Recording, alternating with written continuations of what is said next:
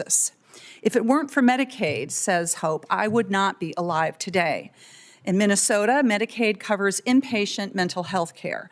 Hope was committed, and she was treated in inpatient care, and she got intensive treatment for her psychosis covered by Medicaid. A diagnosis of psychosis can feel so hopeless, but Hope was able to get intensive care. She needed to learn how to understand and control her illness, and today she is able to live independently and is able to manage her mental health. And today, she gets her health insurance through her employer. So, colleagues, I am voting no on Dr. Oz because I do not trust him or this administration to follow the law and to protect our health care. I cannot trust him or this administration to run CMS to protect access to health care for Hope or for the 1.2 million Minnesotans who get their insurance through Medicaid. Thank you, Mr. Chair. Thank you, Senator Smith. Senator Lujan. Thank you, Mr. Chairman. Mr. Chairman, recently a mom from New Mexico shared the story of her son who was diagnosed with hemophilia at the age of 6. 6-year-olds should be entering the first grade outside playing with neighbors, watching superhero movies, arguing with their siblings about whose turn it is to do the dishes. 6-year-olds should not have to worry about whether or not they get to see a doctor or whether they will get the medicine they need to feel better so they can do all the things a 6-year-old should be doing. That mom from New Mexico told me she is scared that if her son's Medicaid is ripped away, she'll lose her son. Now, I know that each of us is hearing similar stories from our constituents, and based on news accounts, there were lots of town halls and gatherings across America this last week. Some where members of the House participated, some where there was just an empty chair.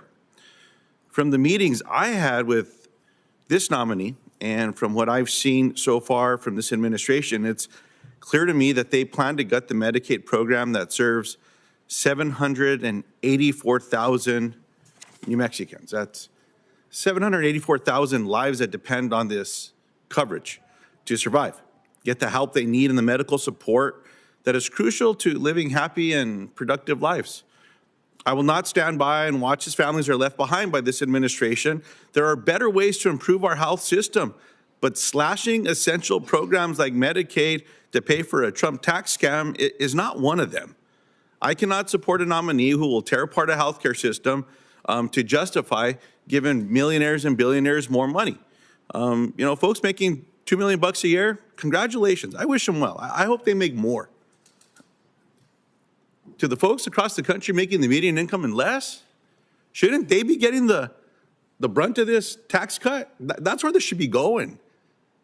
This isn't about wealthy people or not. This is about who deserves help, support across the country. That's what we're talking about here. So I urge my colleagues to think about the millions of Americans, their constituents, my constituents, who depend on the programs that this nominee will have control over, and I urge them to vote no. I yield back. Thank you. Senator Whitehouse. Thanks very much, Chairman. First of all, let me express my appreciation to Senator Cantwell for her remarks, which I thought pretty well summarized where we are with respect to the looming attack on Medicaid. I just want to point out that in Rhode Island, 60% of our nursing home folks are funded by Medicaid, and nursing homes are not in great shape to begin with. This could be a case not only of people's aunts and grandmothers losing the funding that keeps them in the nursing home, but the nursing home not being able to survive financially. 45% of births in Rhode Island at Women and Infants Hospital, which is a legendarily expert OBGYN hospital, are funded by Medicaid. But for a variety of reasons, women and infants can't afford to have Medicaid stripped away, and it would put that hospital in financial peril to lose Medicaid. And then many of us lived through the opioid epidemic. Senator Hassan up in New Hampshire experienced the same sort of thing that we did in Rhode Island. And many of the people in Rhode Island and around the country who are in that brave and noble path to addiction recovery are supported by Medicaid. And to undercut them would be cruel as well as stupid. I have three topics that I've raised with Dr. Oz that I'd like to get some progress on. It looks like when CMS, in a massive abundance of stupidity, turned on one of its best performing national ACOs and tried to strip it because of a brief and disputed departure below the 5,000 patient minimum. That got thrown out by a court. Shows how weak the CMS case was. And I hope that CMS doesn't go back for revenge and leaves things as they are and lets one of the nation's highest performing ACOs continue to be a high performing ACO. Rhode Island suffers from a 20+% differential in payments. Bacchus Hospital is probably 25 minutes from our border in Connecticut. St. Anne's is probably 5 minutes from our border in Massachusetts.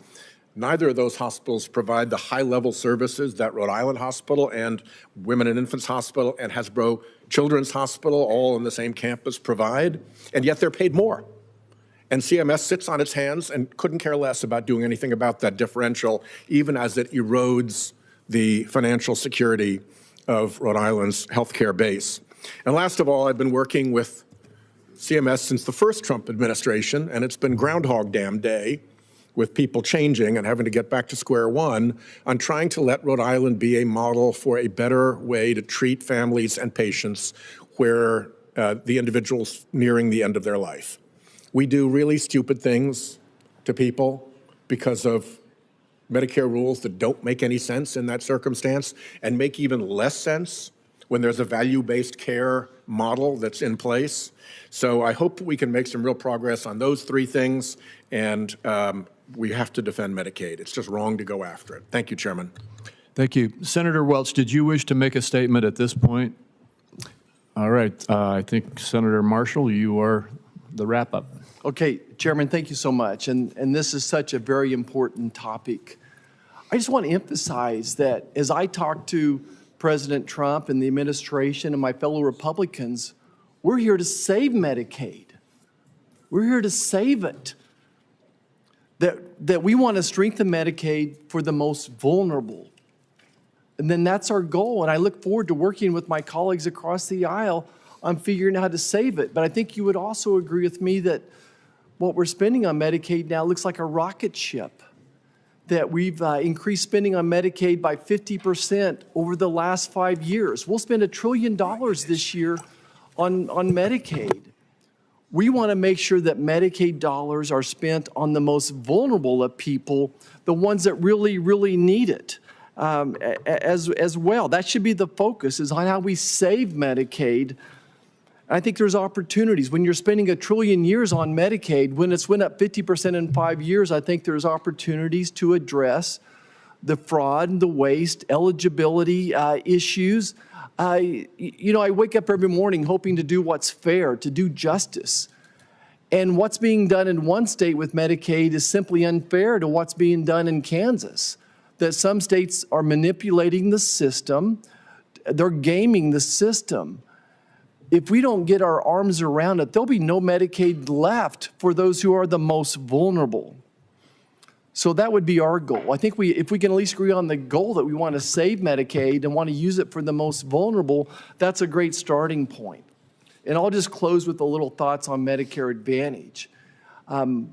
Like Dr. Oz, I thought Medicare Advantage was a good thing when it came out, but unfortunately, it's been manipulated. They found loopholes to manipulate, and now we're spending probably $83 billion more a year on Medicare Advantage patients as opposed to if they'd been on traditional Medicare.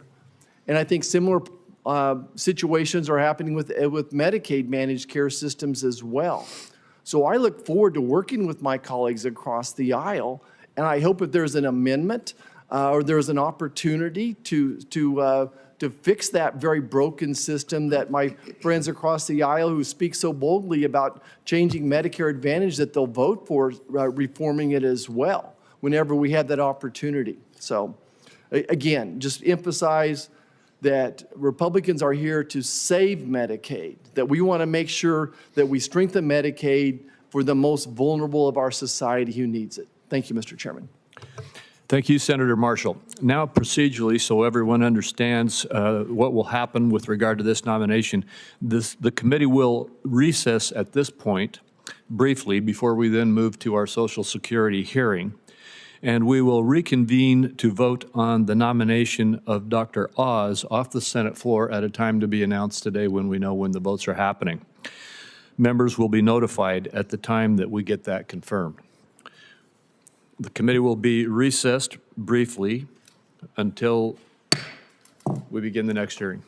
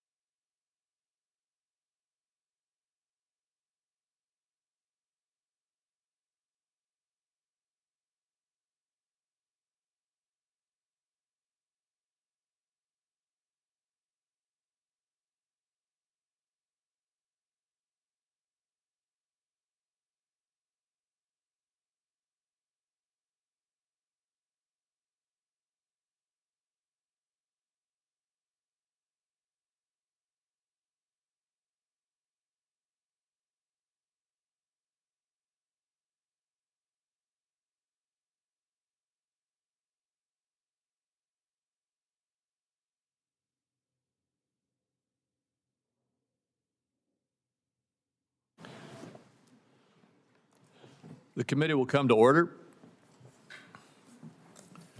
Today, we will consider the nomination of Frank Bisignano to be the Commissioner of the Social Security Administration.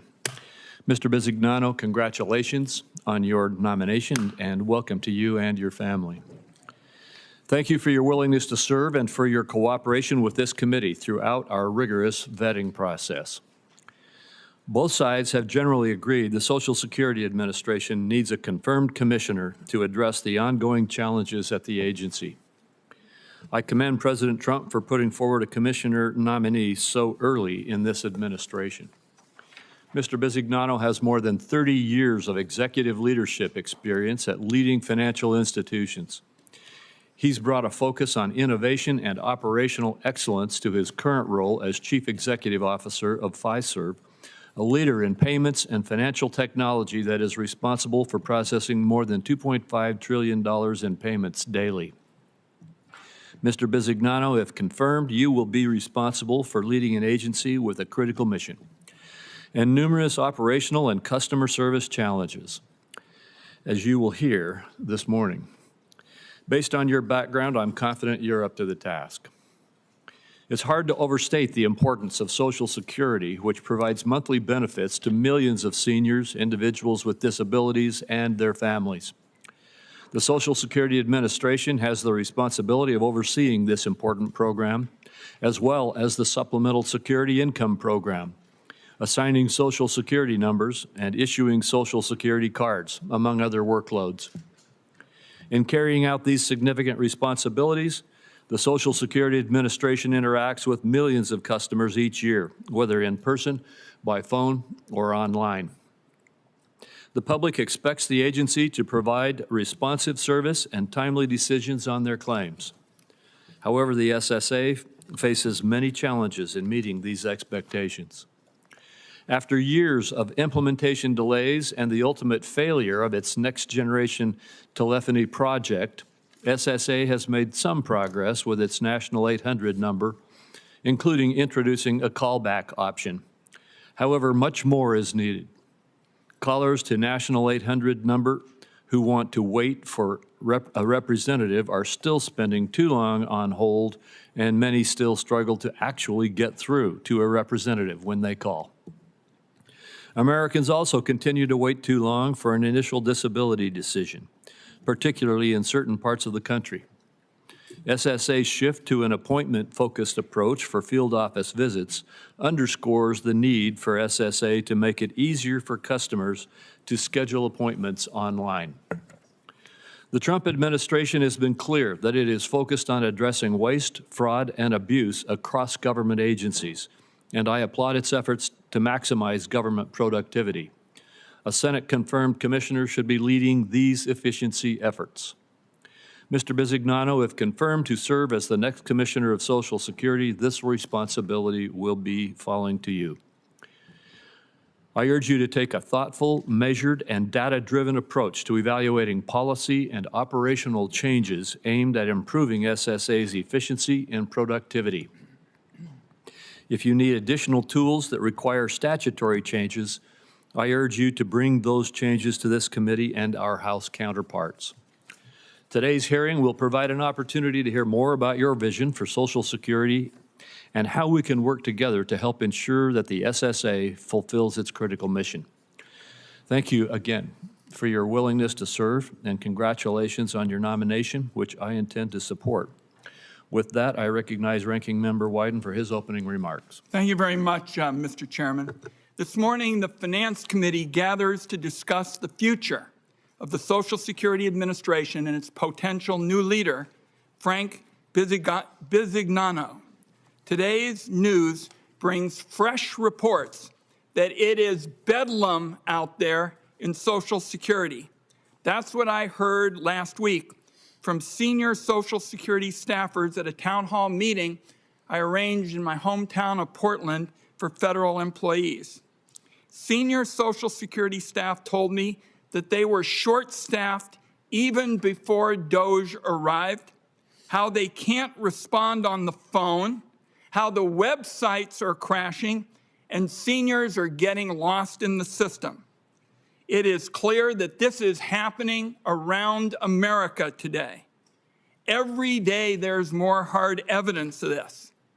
So I believe it is time to bring a halt to Doge destruction of Social Security before it goes any further. With these developments, the Doge crowd is breaking a sacred promise to deliver Americans their earned Social Security benefits, and it is time for every member of this committee to step up and commit to rolling back these disastrous actions and bringing sanity back to Social Security. Today's hearing is going to be an opportunity for our nominee to tell the American people whose side is he on. Is he on the side of American workers who've paid into Social Security and now are being whipsawed by the Doge bureaucracy? Or is he on the side of Elon Musk and Howard Lutnick, the Donald Trump cronies who think Social Security is a pyramid scheme and that seniors looking for help when their checks don't come on time must somehow be fraudsters? The urgency for today's hearing couldn't be greater. Since Donald Trump took office, Social Security has experienced the most chaos in its history. Mass personnel layoffs, eliminating phone service for basic help, sending seniors to overcrowded and understaffed field offices that have also been put on the chopping block for closure. Political appointees poking around your most sensitive private information, creating a big risk for what I call the mother of all identity thefts. Claims of massive fraud by Donald Trump and Elon Musk. This approach is a prescription for denying earned benefits to seniors and Americans with disabilities. And I want to be clear as we begin this discussion. If Americans lose access to their Social Security because of Trump-spawned chaos, that is Doge stealing their money. Both Donald Trump and Elon Musk have repeated claims that there are millions of Social Security numbers assigned to people over 150 years of age, and they're still drawing benefits. Elon Musk says there's a massive amount of fraud and that Social Security is, quote, the biggest Ponzi scheme of all time. Donald Trump says that money is being paid to, quote, many Americans over age 100. Donald Trump thinks more than 1,000 people over 220 years of age are actually being paid by Social Security. Many Americans may be wondering if those individuals are still receiving their Revolutionary War pensions at this point. These are lies. Here are some facts. Last year, the Social Security Inspector General issued a report showing Social Security retirement and disability has a criminal fraud rate of, get this, 0.009%. By the way, as a percentage, that's much lower than the $1.4 billion in assets that reportedly went missing on the Tesla balance sheet just last week. Social Security itself reported 89,000 Americans aged 99 and over receiving benefits in December of last year. And Social Security automatically stops paying benefits at age 115, even if a death has not been reported. So don't take it from me. Check this sign. It says, why Doge is struggling to find fraud in Social Security. So what's behind these lies on Social Security? In my view, they're deliberately misleading the public to set the stage for cuts to Social Security benefits that are going to be draped in anti-fraud rhetoric, the same way we're hearing the case being made for cutting Medicaid. Let's be clear again. Senate Democrats are going to fight attempts to cut Americans' earned benefits at every single turn. Our nominee has made a career out of taking over troubled businesses and using what I think is a pretty ominous recipe. Gut the company by firing hundreds or thousands of workers, sell off pieces of the business, and merge with another company. That resume and approach ought to concern Americans if somebody is thinking about applying that pattern to Social Security. As I've been saying for weeks now, this approach is a prelude to privatizing Social Security and handing it over to private equity. Every single member of this committee knows that there are ways to strengthen Social Security. But what Social Security does well year after year is to get the checks out the door to seniors that rely on them on time every single month. I'll close by saying improving Social Security doesn't start with shuttering the offices that handle modernization, anti-fraud activities, and civil rights violations. It doesn't start with indiscriminately firing or buying out thousands of workers. And it doesn't start with restricting customer service over the phone and drawing up plans to close field and regional offices. The Musk-Lutnick-Trump plan for Social Security is to take away earned benefits from seniors, hollow out the agency in preparation to hand it over to private equity, and give the savings over to their billionaire friends. The fact of the matter is Social Security could be fully funded for generations to come if you just cracked down on billionaire tax cheats and eliminated the payroll tax cap for millionaires and billionaires. This year alone, the Finance Committee has considered multiple Trump nominees that for one strategy or another have figured out ways to avoid paying what they owe into the programs that they are being nominated to actually run. Treasury Secretary Scott Bessent paid little to no Medicare tax, and Dr. Oz managed to avoid paying both Medicare and Social Security. So this morning, our nominee has an opportunity to share his vision for improving Social Security, not dismantling it. And Americans deserve to hear this individual's vision for making customer service easier, not creating more roadblocks, which seem to get more and more strong each day. Americans deserve to hear a clear rejection of Elon Musk's view that Social Security is not a Ponzi scheme perpetrating fraud on the American people. Mr. Chairman, thank you. In a moment, Mr. Bisignano will share his opening statement. Before doing so, I will provide a short introduction. Mr. Bisignano has more than 30 years of executive leadership experience in banks and global financial institutions. He currently serves as the chairman of the board and chief executive officer of Fiserv, Inc., a leader in payments and financial technology.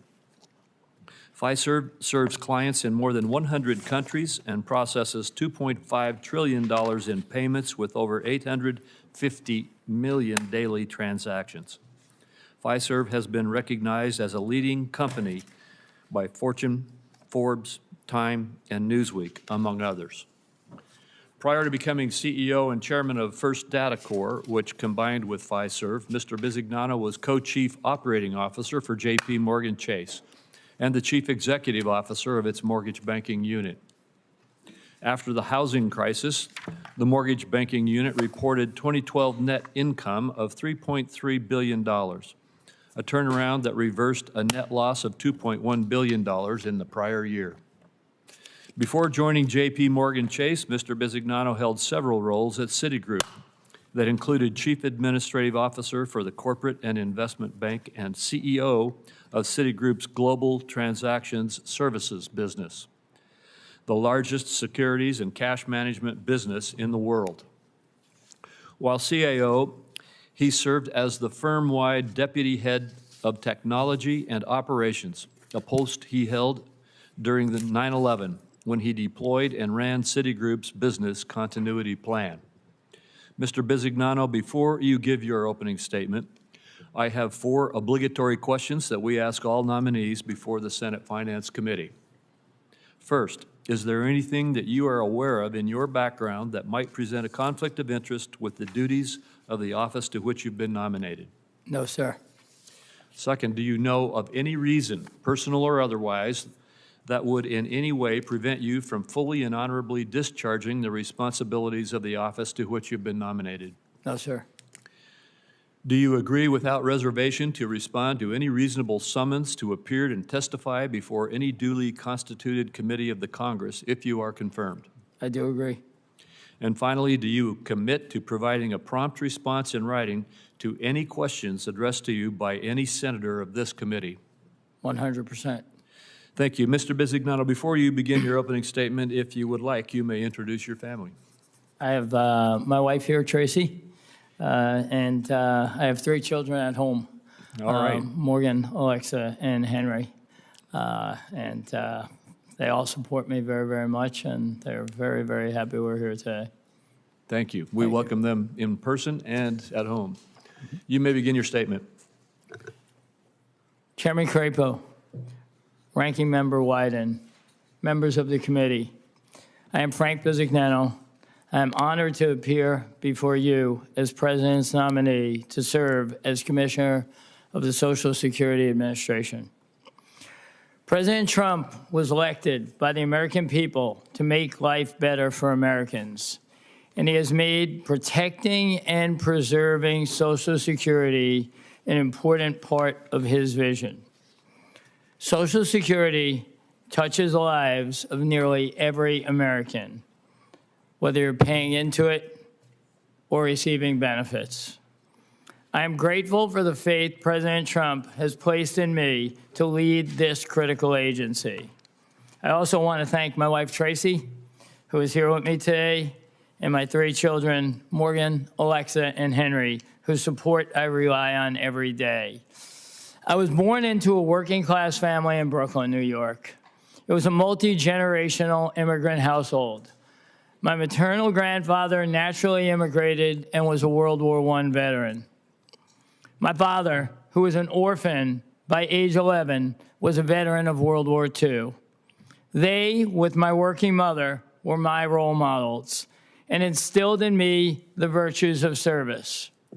It was also at home I learned the importance of hard work. My father, a 46-year Department of Treasury employee, worked in customs enforcement, boarding ships early in the morning and sometimes wouldn't come home for days.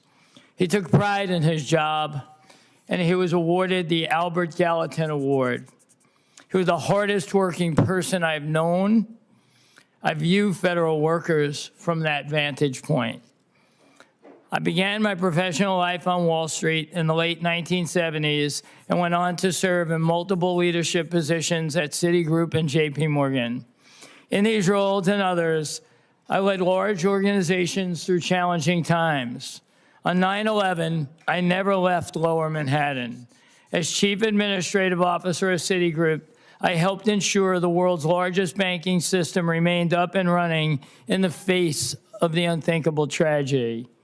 I had responsibility for 16,000 people in Lower Manhattan, and we managed to evacuate all but 6. I will mourn that loss for my whole life. In 2008, at JP Morgan, I played a critical role in keeping money moving through the financial crisis. And in 2011 and 12, I worked closely with the government to restart the housing market after the mortgage crisis. More recently, I was the CEO and chairman of First Data, where my team and I worked to transform the company from the world's largest traditional payment processor into a technology innovator, industry collaborator, and commerce enabler for the 21st century. In 2019, I led the merger of First Data and Fiserv, where I'm currently CEO and chairman of the board.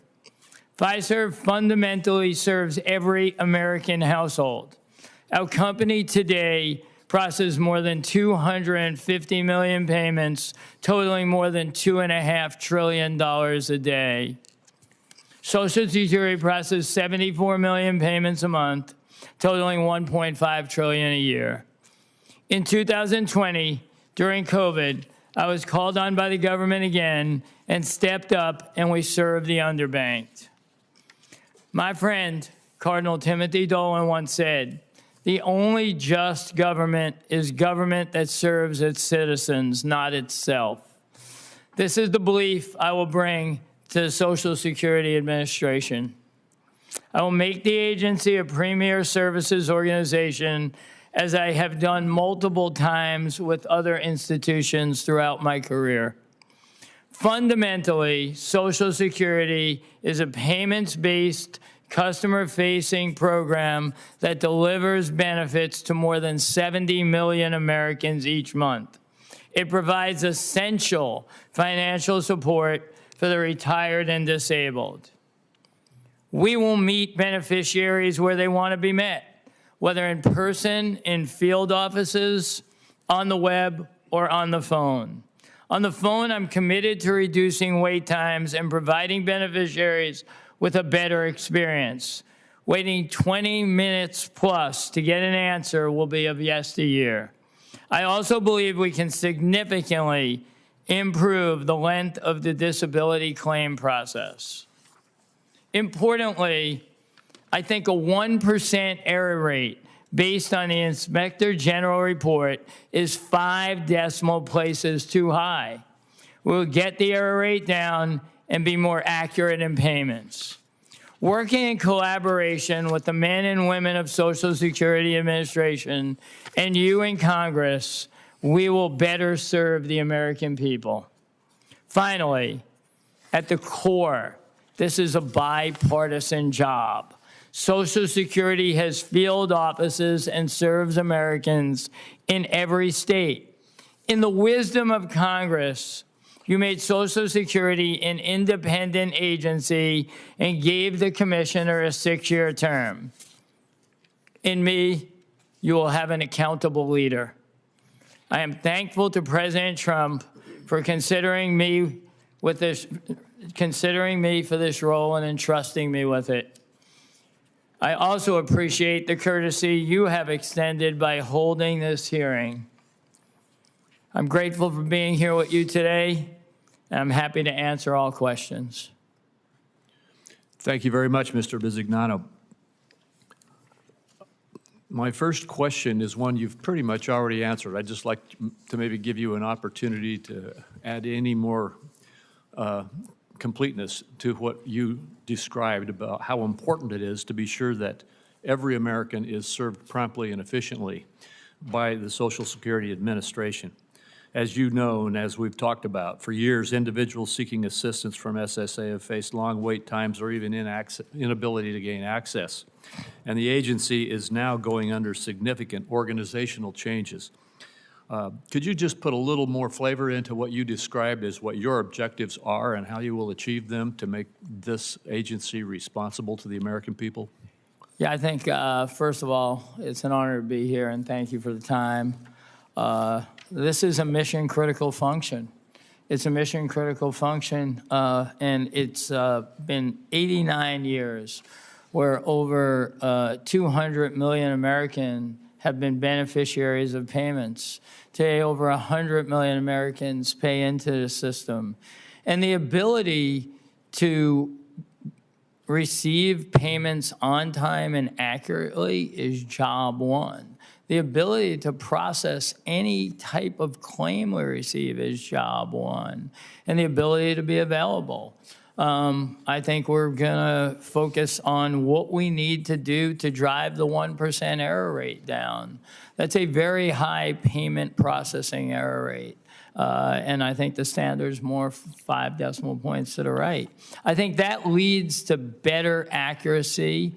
I believe in running an organization with a multidisciplinary look. We have to deliver great service. We have to run a pristine control environment so we do it right the first time. Efficiency will be the output of those two actions. We must put the beneficiaries first. I think management, this is, according to all the public data I've looked at, this has been one of the less satisfied workforces for many years within all the government agencies.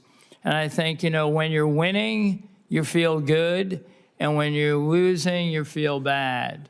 And my objective is to come in and motivate the workforce we have, 50,000 plus, to be able to get our job right the first time for the American public.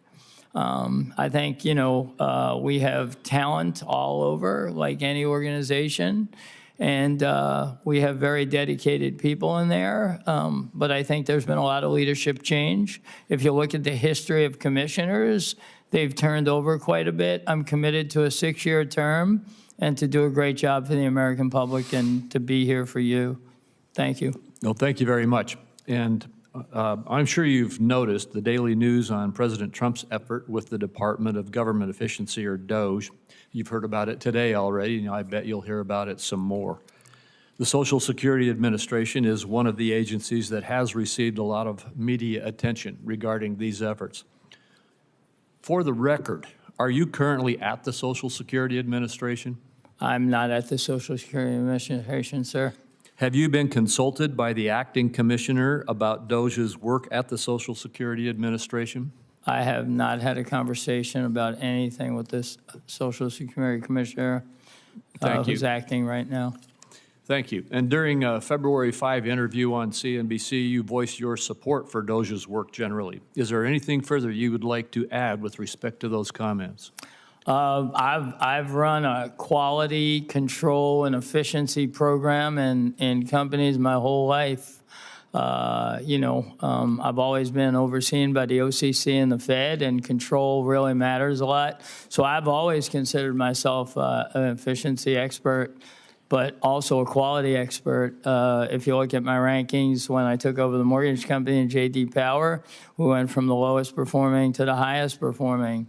So my comments really mean that I'm happy to work with anybody who can help us, and I believe that I'm fundamentally about efficiency myself.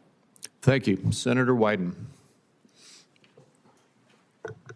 Thank you, Mr. Chairman. My first question for the nominee is, in the last 2 months, DOGE has been rampaging through Social Security. And I need to know first if you're responsible for some of this current chaos. So my first question is, between the time you were nominated and today, were you involved in discussions about DOGE or any of the operations, personnel, or management decisions with those working at Social Security? No, sir. So that sounds like a reassuring response, but unfortunately, it's not true. Mr. Chairman, I have a statement from a senior official who worked at Social Security and recently left the agency. And the nominee told my staff, yours, and me in my office that the nominee wasn't involved with any agency operations, personnel, and management decisions. And the whistleblower statement says that the nominee insisted on personally approving several key DOGE hires at the agency, among other things, and getting frequent briefings. So, Mr. Chairman, the first thing I'd like to do is put into the record the statement from this very high-level official at Social Security, a whistleblower. Without objection. So, according to the whistleblower, you personally intervened to get key DOGE officials installed at the agency who have masterminded this shipwreck that we're dealing today. Did you talk to anyone at Social Security about these changes? I have never talked to Mr. Dudek. I have talked to Mike Russo, and I've said that to your staff when they asked me. I know Mike Russo, he was the CIO of Shift 4, and he was the CIO at Oracle for Mark Hurd, and I know him for 20 years. I don't know him as a DOGE person. I know him as a CIO.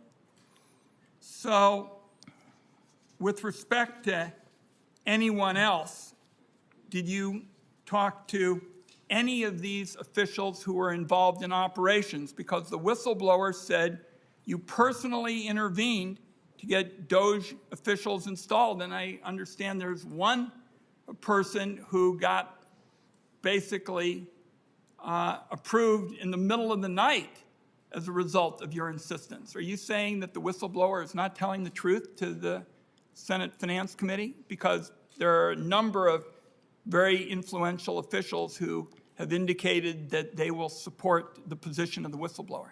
I was not involved in onboarding anybody in the middle of the night.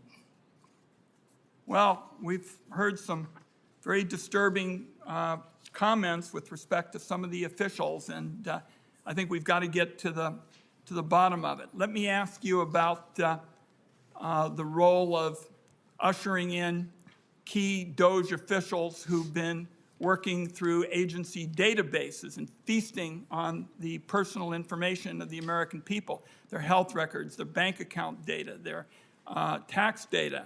Doge recklessness there has set off what could be the largest identity theft crisis in history. A federal judge ordered SSA to stop providing Doge access.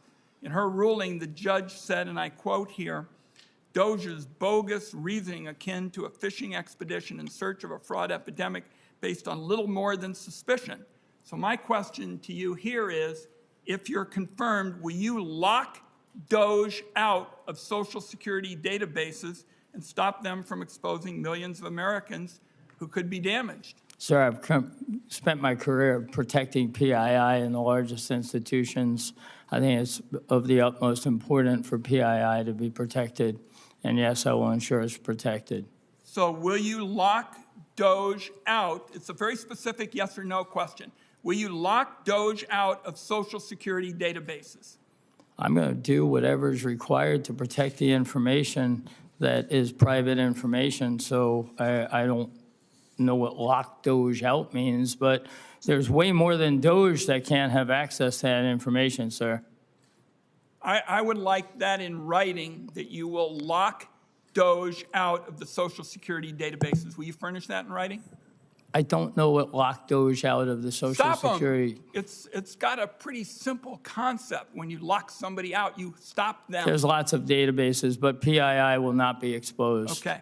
Mr. Chairman, I would like you and I and the committee to follow up on what this whistleblower has told us, because your staff met with them, my staff met with them, I met with them, and I don't believe that this whistleblower would make this up. This whistleblower has said that this is a nominee who will be bad for the agency and has cited specifics, and this nominee says that the whistleblower is wrong, and I think this whistleblower throughout their career has been somebody who's told the truth, and I think we better get to the bottom of it. And they told your staff the same thing they told mine, that this nominee had nothing to do with operations, and certainly some very experienced individuals feel that that was not true. Thank you. Senator Whitehouse. Thanks very much. Welcome, Mr. Bisignano. Two quick questions. One, I'm concerned on behalf of constituents with Social Security disability that there are cliffs in the benefit system that create very peculiar behavior around the edge of the cliff. I think we should engage in bipartisan cliff smoothing. Is that something that you would work with us on? I'm prepared to research it if I'm fortunate enough to be confirmed as soon as I get in there. And if you are confirmed, report back to you, sir. Okay, thank you. If you are confirmed, will you check and make sure that the Musk infiltration of Social Security databases has not damaged those databases or left back doors for private actors to get back into to access Social Security's data system? There will be a total review, yes. Thank you. So here's where I think we are. I think there's a bit of a plot afoot here. Step one is to lie about not intending to damage Social Security and to protect Social Security benefits. The president is a profligate liar. Russia didn't invade Ukraine. The election was rigged and stolen from me. I'm not a criminal. DOJ was weaponized. Climate change is a hoax. You just can't stop the lies. And I think I'm not going to attack Social Security is a lie. So that's step one, lie about it. Step two is discredit Social Security. Trump and Musk have been lying loudly about imaginary Social Security fraud, which seems to me to be an effort to lower public confidence in the program. They falsely called it a Ponzi scheme. Well, if those things aren't true, why are they saying them? What is the motive behind those lies? I think the motive is to discredit the system. Then you send in your Musk characters and you start them messing around in the operations of Social Security to damage it.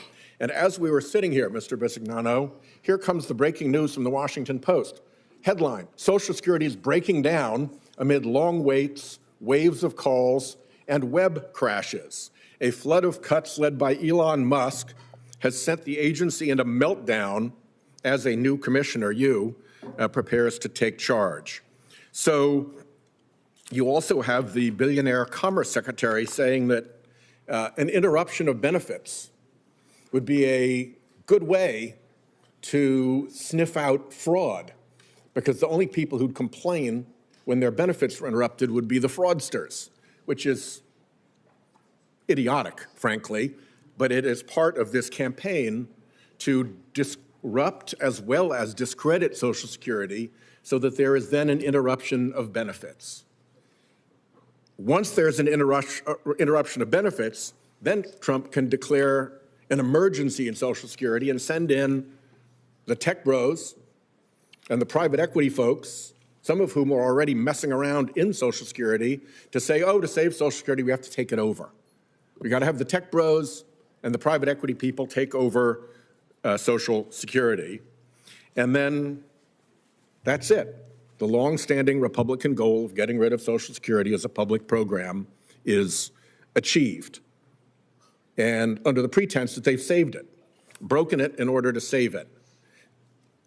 Will you, let's just say that that turns out to be the set of facts that you determine to be the accurate case once you get over there.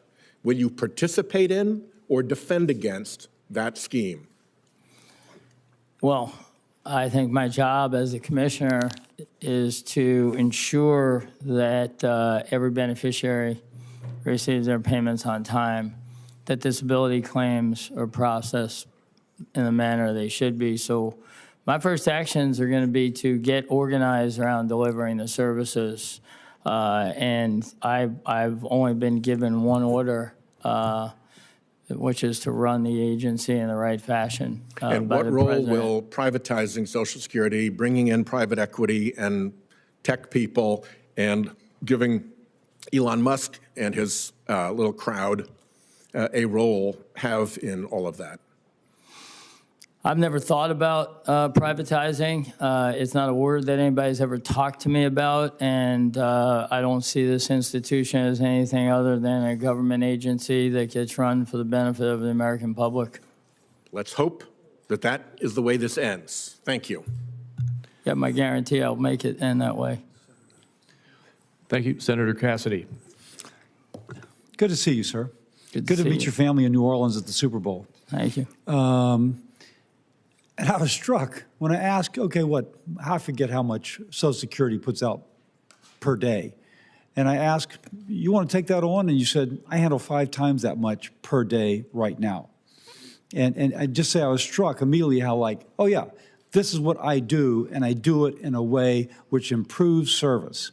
And then you pointed where we were eating. This is one of my machines. By the way, it took my money very quickly for the pizza I bought.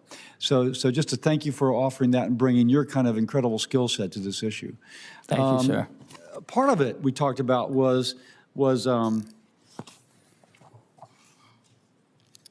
public-facing service, and particularly among older people who sometimes have a difficult time getting to an office. And they rely upon the phone because, frankly, they're homebound.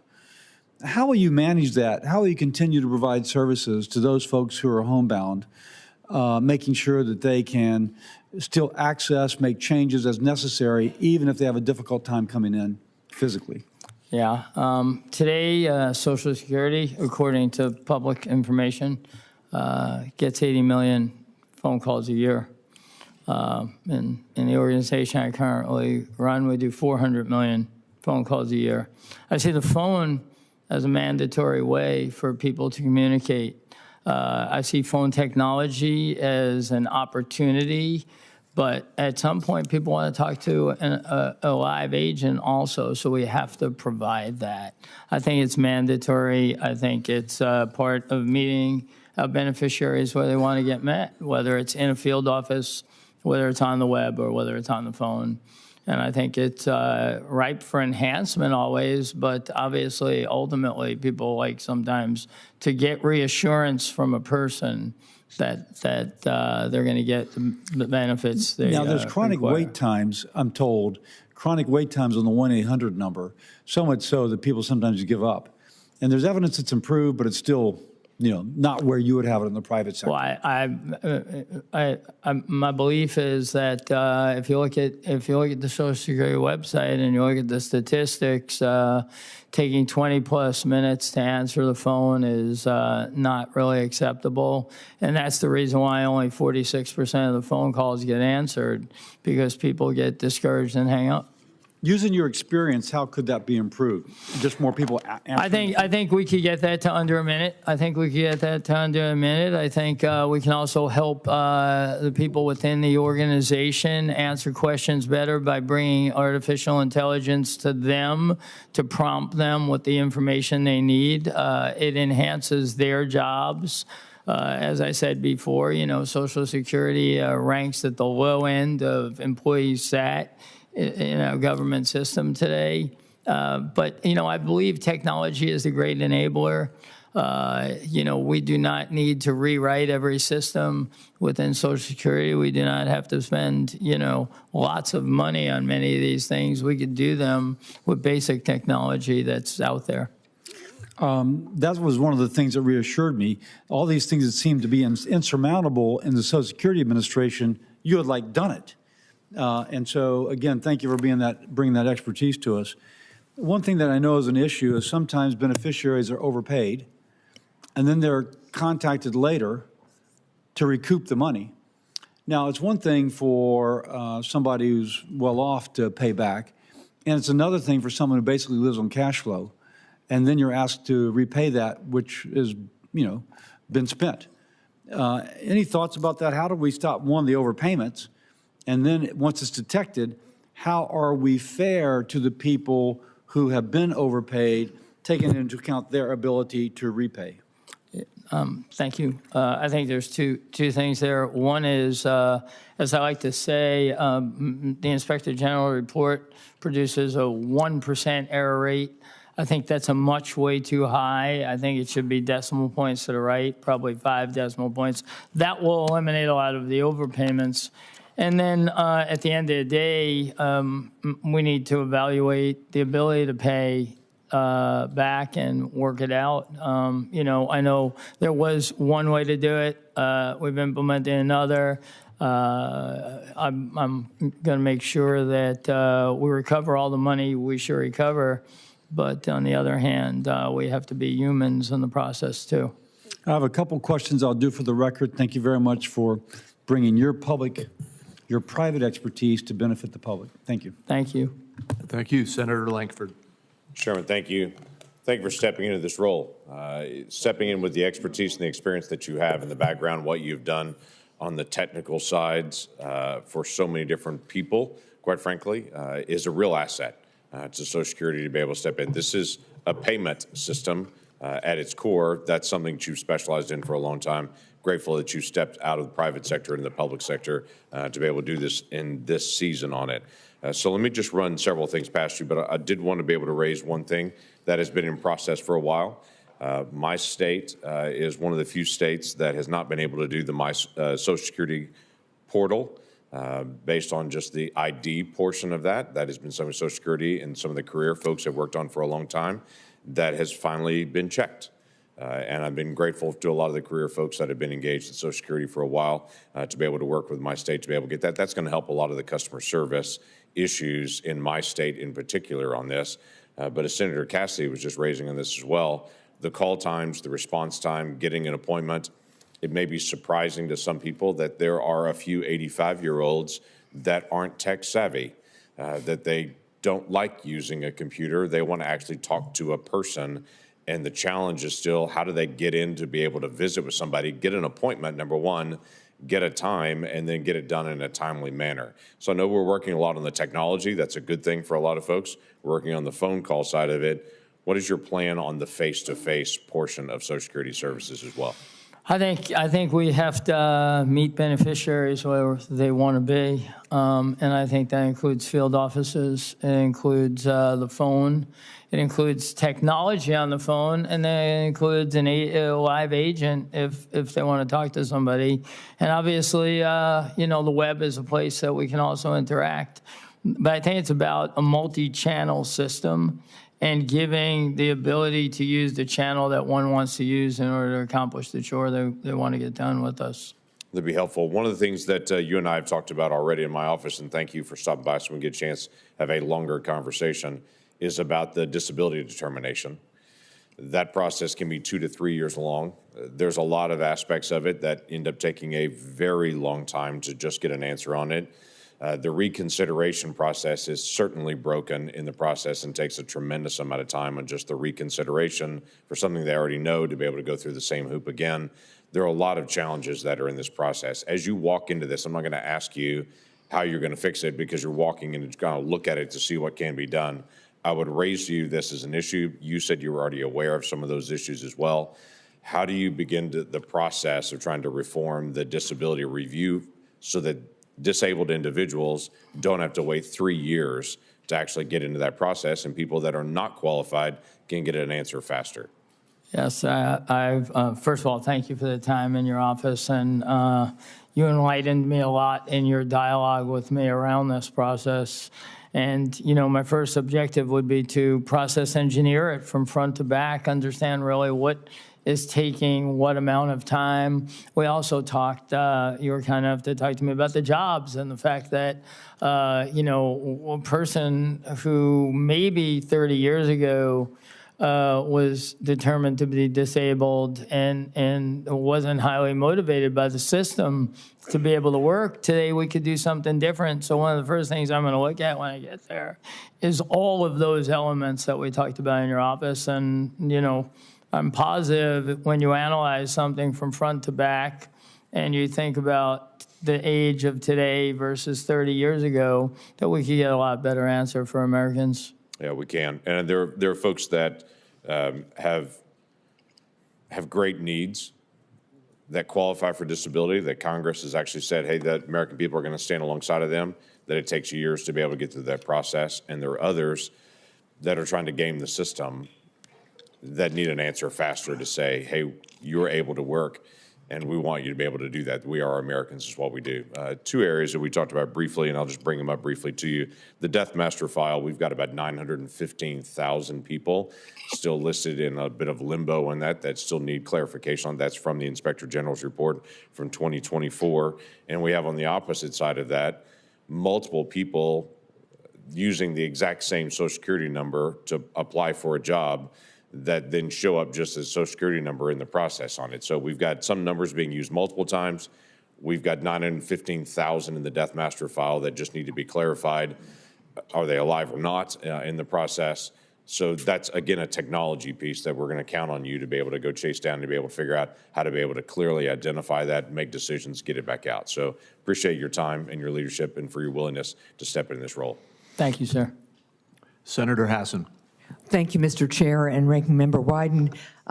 Good morning, Mr. Bisignano. It was very nice to visit with you in our office, and congratulations to you and your family for your nomination. Before turning to Social Security issues, I want to ask you a simple question that I'm asking every nominee now related to recent events. If directed by the President to take an action that would break the law, would you follow the law or follow the President's directive? Well, I'd follow the law, but I couldn't ever imagine the President asking that. Well, I'm glad you will follow the law. I challenge the notion that you can't imagine this President instructing somebody to break the law. I won't go through the litany, but there are plenty of examples of it since he took office. Now, I want to move on to Social Security. Elon Musk and President Trump have set their sights on cutting Social Security, Medicare, and Medicaid to pay for tax cuts for corporate special interests and billionaires. Elon Musk has referred to Social Security as a Ponzi scheme, that's in quotes, and he recently called for cutting up to $700 billion from Social Security and Medicare. That could mean cutting 1/3 of these programs. Social Security operates, as you know, on simple math. To achieve a 1/3 cut, you'd either have to take away benefits for 1/3 of the people currently receiving them or cut the payments that they're getting by 1/3. So, Mr. Bisignano, which is it? Are you going to throw 1/3 of the people off of the program or cut their benefits by 1/3? Neither. That's good to hear. So if the president and the Congress decide to cut these benefits, you're going to stand up for the beneficiaries? Well, if Congress decides, I mean, ultimately, these decisions get done in the Senate Finance Committee. It's a collaboration. It's not the commissioner's job to make that decision. So do you oppose cutting 1/3 of Social Security benefits? I think the president has made it very clear that he has no objective, and he's made it very clear to cut any benefits from Social Security. Yet he has Elon Musk, who until he was told he couldn't by a court, running rampant through Social Security, and he's laying off staff and making it much more difficult for people to get benefits. That's inconsistent with the president's pledge. If you are confirmed, will you commit to stand up to Elon Musk and Doge and stop them from cutting 1/3 of Social Security benefits, which Musk has already said he wants to do? Well, I've worked for Tony Terciano. I've worked for Jamie Dimon. I've worked for Henry Kravitz. I've worked for Sandy Weil. I've worked with them. I have the ability to lead the agency in the manner that this Senate Finance Committee wants me to do that. And I don't know of any thought that I have about cutting 1/3 of the benefits of Americans or even entertaining anything of that sort. Well, I appreciate that. I think I will echo the ranking member's request that we get a commitment from you that you will keep Doge out of Social Security, because one of the things we're seeing since this administration took over is steps that are making it harder and harder for people to apply for benefits, get benefits, and really working to slow things down, which is one way, of course, of slowing benefit payments and reducing costs at the expense of beneficiaries. Let me turn to a New Hampshire issue. 1 in 5 Granite Staters receive Social Security benefits that they paid into for their entire lives. Earlier this month, at the direction of Elon Musk and Doge, the administration announced plans to close 47 Social Security offices, including the one in Littleton, New Hampshire. Shortly thereafter, the Social Security Administration announced plans that would force more applicants and beneficiaries to go in person to offices, while at the same time laying off staff who work in those remaining offices. If the Littleton office is closed, North Country seniors would be forced to travel nearly 100 miles to the next closest New Hampshire field office. If confirmed, will you commit to keeping the Littleton Social Security office open, or will you do what Elon Musk commands you to do on this issue? I'm going to be running the agency, and I report to the president running the agency. So I just want to be very clear on that. I will evaluate the whole situation, and I will report back to you. And for Mr. Chair, I'd like, with unanimous consent, to offer into the record this archived copy of the listing by Doge that includes the Littleton, New Hampshire Social Security office as one that they would like to close. Without objection. Thank you. And last thing, I will submit this for the record, but I do want to note that Commerce Secretary Lutnick has suggested that seniors wouldn't mind if the Social Security Administration didn't send out benefits 1 month, and that only fraudsters would complain. And I will ask the nominee to reflect on how long he would be okay delaying Social Security checks to seniors. Thank you. Thank you, Senator Cortez Masto. Thank you, Mr. Chair. Mr. Bisignano, thank you so much. Thank you for having me. For meeting with me. I appreciate it. Welcome. Congratulations on your nomination. Welcome to your family. Let me just get a couple of questions out of the way, and hopefully we just have this candid conversation and we carry it through like we did in my office. Recently, in an interview with Joe Rogan on February 28th, Elon Musk called Social Security the biggest Ponzi scheme of all time. Do you believe that Social Security is a Ponzi scheme? I believe it's a promise to pay. It's an 89-year institution so far. It will continue. Yes or no? Do you think it's a Ponzi scheme? It's a promise to pay. In a podcast appearance last week, Commerce Secretary Howard Lutnick suggested that only fraudsters would complain about missing a Social Security check and that most people wouldn't mind if the government simply skipped a payment. Do you agree with Secretary Lutnick that only fraudsters complain when the government fails to send Social Security checks? I don't think anyone would appreciate not getting their Social Security check on time. I'm sorry, say that again? I said I don't think anyone would appreciate not getting their Social Security check on time. So you would agree they're not fraudsters? I'm answering what you asked, so I think. Well, that's the question is, his implication is if you're questioning whether you got your check or not, you're probably a fraudster. Would you agree with that? It'd be hard to get to that conclusion. Pardon me? It'd be hard to get to that conclusion. Okay. Now, let me ask you this as well. The current Social Security Administrator briefly ended a contract that had allowed parents of newborn babies in Maine to sign their children up for Social Security number at the hospital. Instead, he required them to do so in person at an office. The current administrator, according to a New York Times article, said he had ordered the move after watching Governor Janet Mills clash with Mr. Trump at the White House. He then quickly reversed that decision, but said he did it because he felt that the governor of Maine was not being real cordial to the president. Do you think Social Security should be used as a political weapon against individuals in the future? As I said in my opening comments, it's the most bipartisan thing we have.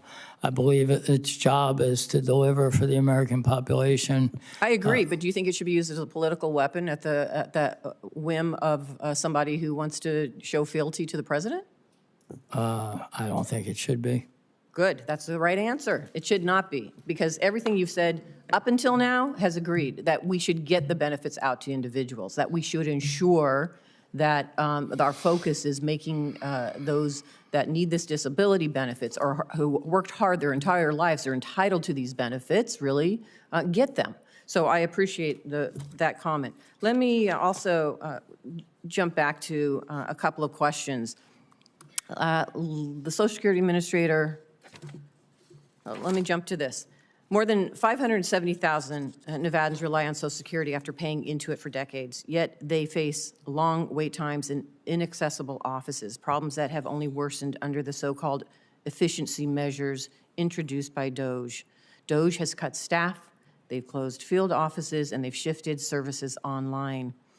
I'm hopeful that you are going to address this issue. And as you think about moving into this office, what are you going to do based on all of the complaints that we are hearing now? They're more so than before this administration came into office. How do you expect to, in the first 100 days, address these issues? I'm a battle-tested executive. In the mortgage crisis, when I was asked to come in and work shoulder to shoulder with the government, we figured out how to clean up a pretty big mess. And so would you reverse some of the DOGE decisions if you felt that they were inappropriate and they weren't getting to the beneficiaries the information, the benefits they need? Any decision I thought was inappropriate would be relooked at. All issues. And you'd be willing to reverse it if you felt it was appropriate? And you would be willing to reverse it if you felt it was appropriate? If something was inappropriate, it would be changed. Thank you. And then finally, let me ask you this. There's a lot of concern, and rightfully so, about individuals who don't even work in the administration. They are actually rifling through the personal information of Americans. And I am hopeful that you are going to guard that personal information for anybody who has provided it to Social Security Administration. Are you willing to protect their private information? I've done it my whole career. That's yes? I've done it my whole career. That would be yes. Thank you. Thank you, Mr. Chairman. Thank you. Senator Marshall.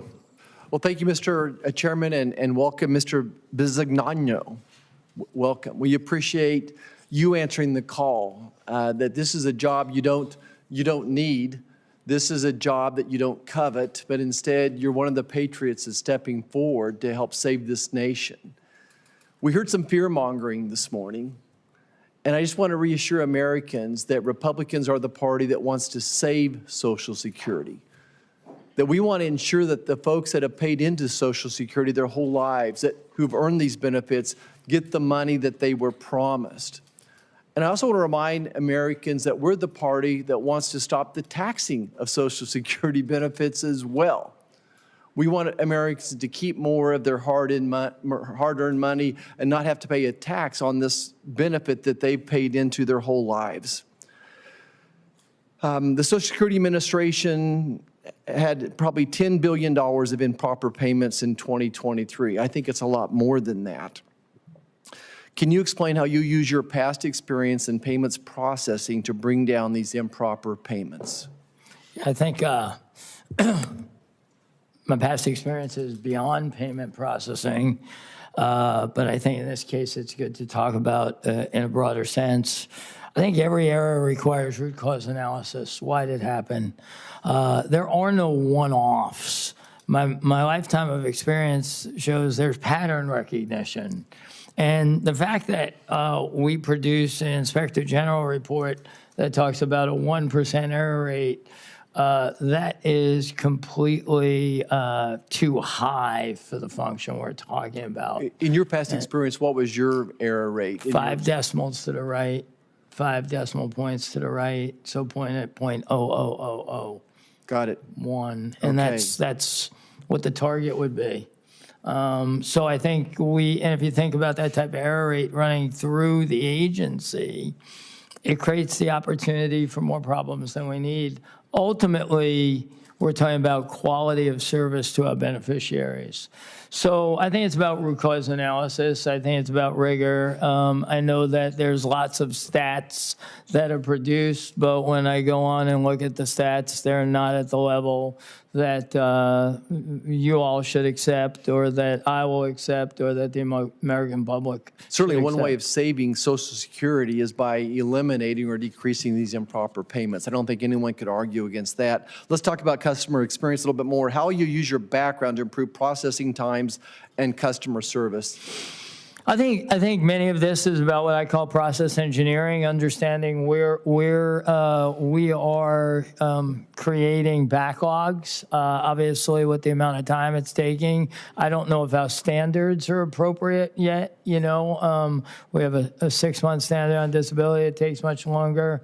A lot of things we need to go analyze them, but I don't believe that this is going to take us years.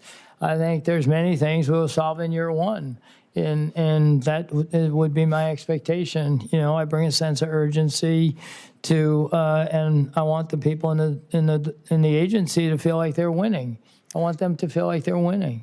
Let's talk about Americans' personally identifiable information. All of us, from credit cards to banks. I mean, even this week, I got another alert from health insurance that our data has been violated.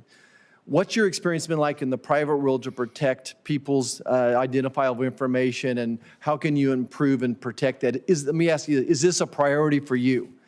It's job one. In this job, it's job one. And if you run a financial institution, it's job one. And if you run Fiserv, it's job one. You must have the trust, and that's something PII, as you would call it, needs the highest level of scrutiny and protection. And we need to understand who can access what information and ensure that that information is anonymized, so they're not getting data that they could use in a bad way. My last question, let's talk about the IT systems that you've used in the past. What can you do from an IT standpoint to improve Social Security's efficiency and improve customer experience? Well, I think technology is a great enabler. You don't have to throw a system out. You have to figure out how to make it work better. You have to understand how to make yourself more efficient. I think, one of the greatest efficiency opportunities we have is using artificial intelligence. That doesn't mean we use it for answering the phone. It means we use it to learn how to do our work better. And I don't think these are monumental economic spends. I think we can do them within the plan. Thank you, Mr. Bisignano. You're hired. Thank you, sir. Senator Johnson. Thank you, Mr. Chairman. First of all, Mr. Bisignano, thank you for your willingness to serve. I have to compliment President Trump and his team. I can't imagine them finding a more qualified individual for this position. I mean, I'm not kidding. I think it's pretty remarkable. First of all, did President Trump or anybody on his team, in interviewing you and deciding to make this nomination, did any of them ever talk about cutting benefits for Social Security? No, as a matter of fact, always talked about it's something we wouldn't do. It's doing everything we can to protect Yes. Social Security, correct? Yes. You mentioned in previous answer to the question here that the 1% error rate is too high. I want you to compare the IT systems, the processing, the payment processing that you've done at Fiserv and other companies to Social Security. Just give the committee some sense of your depth of experience in dealing with these things versus Social Security. Well, we have 13,000 software engineers today at Fiserv. I like to believe we're fundamentally a tech company, that provides payments, 100% of the American households. A lot I've heard is about the old COBOL system at Social Security. I actually believe that's the system we have, and we know how to build around it. By the way, you have that at Fiserv? It's all over the world. So you'll be able to adapt from that. Yeah, it can be dealt with. It's not the problem. I think one of the things I'd say is there's no substitute for experience. I believe that, and I think I'm the first commissioner that's actually been a technologist, an operator, understands payments, has run call centers, has done settlements, understood how to deal in crises, whether it was 9/11 or whether it was 08 or the mortgage crisis. So I come with a depth of experience in how to make systems work for the people inside the agency and for our users. So as you're aware, I'm an accountant, so I like numbers. I mean, do you have off the top of your head just the annual number of payments? For example, Fiserv makes to virtually every household in America versus Social Security? We do 250 million payments a day for $2.5 trillion versus 74 million a month at Social Security. So a lot more. Yes, sir. A lot more. So talk about that 1% error rate. What is the error rate within Fiserv? I think you got to go, I think you think about it 5 decimal points to the right. I think about it 5 decimal points to the right. And, we're always trying to strive to get that better. I think about answering the phone in less than a minute. We do it in 22 minutes right now at Social Security. Again, I know you're not commissioner, so you don't necessarily have this answer. What do you think drives the much higher error rate in Social Security? I mean, is it the complexity of the tax code? Is it just inefficiency of the system? I mean, what? I think it's that we accept it. Pardon? I think we've accepted it. Oh, okay. So something you think you could, with your experience, you can fix? Yes, sir. I do want, I don't know that anybody else has done this. I hate to open up, the can of worms again, but do you have any idea what Senator Wyden and Senator Whitehouse were talking about in terms of these whistleblowers? And I mean, do you want to take an opportunity to just, address what allegations they were throwing your way? I don't really. I don't know about the whistleblowers. I know that, I brought, Mike Russo sent me a note and he came in as the CIO. I know Mike Russo for a long time, and that's really kind of it. So obviously the folks on the other side of the aisle have a real problem in trying to make government more efficient. and trying to root out waste, fraud, and abuse. Again, I'm a huge supporter of what Elon Musk and his Doge group are doing. I don't understand why they're not, quite honestly. So again, I think somebody like Elon Musk, somebody like yourself, these are accomplished individuals that have a depth of experience, and they're asking questions of government that have never been asked before. Here in Congress, had we asked those, we don't give access, we're not given access to this information. So you have to be inside the administration to actually ask these questions, get the answers, but you have a response.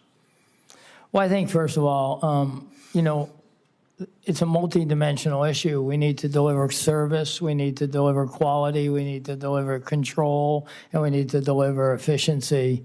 And, you know, if you're battle tested, I believe I'm battle tested, you know how to do all of those. And I view Doge as an input.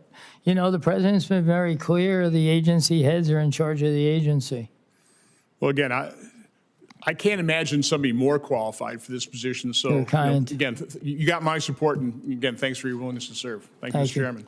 Thank you. Senator Daines. Mr. Chairman, thank you. Congratulations on your nomination, your willingness to serve.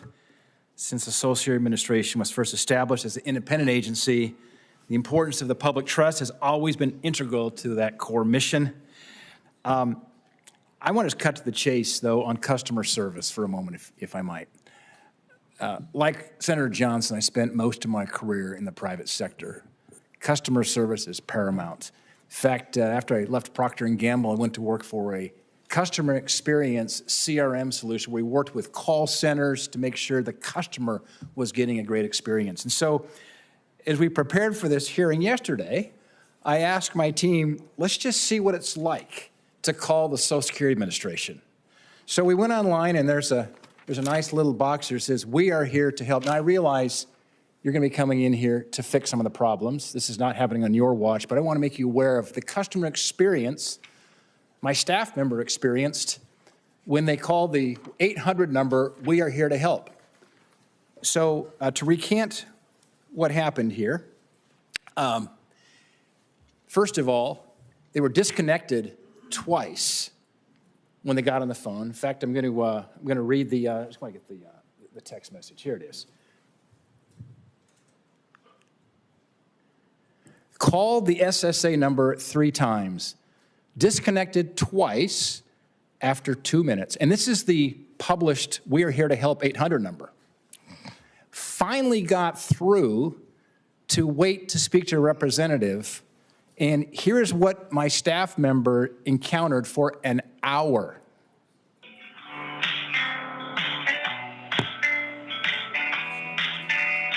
I mean, they could have at least had a Olivia Newton-John or some mediocre 70s music.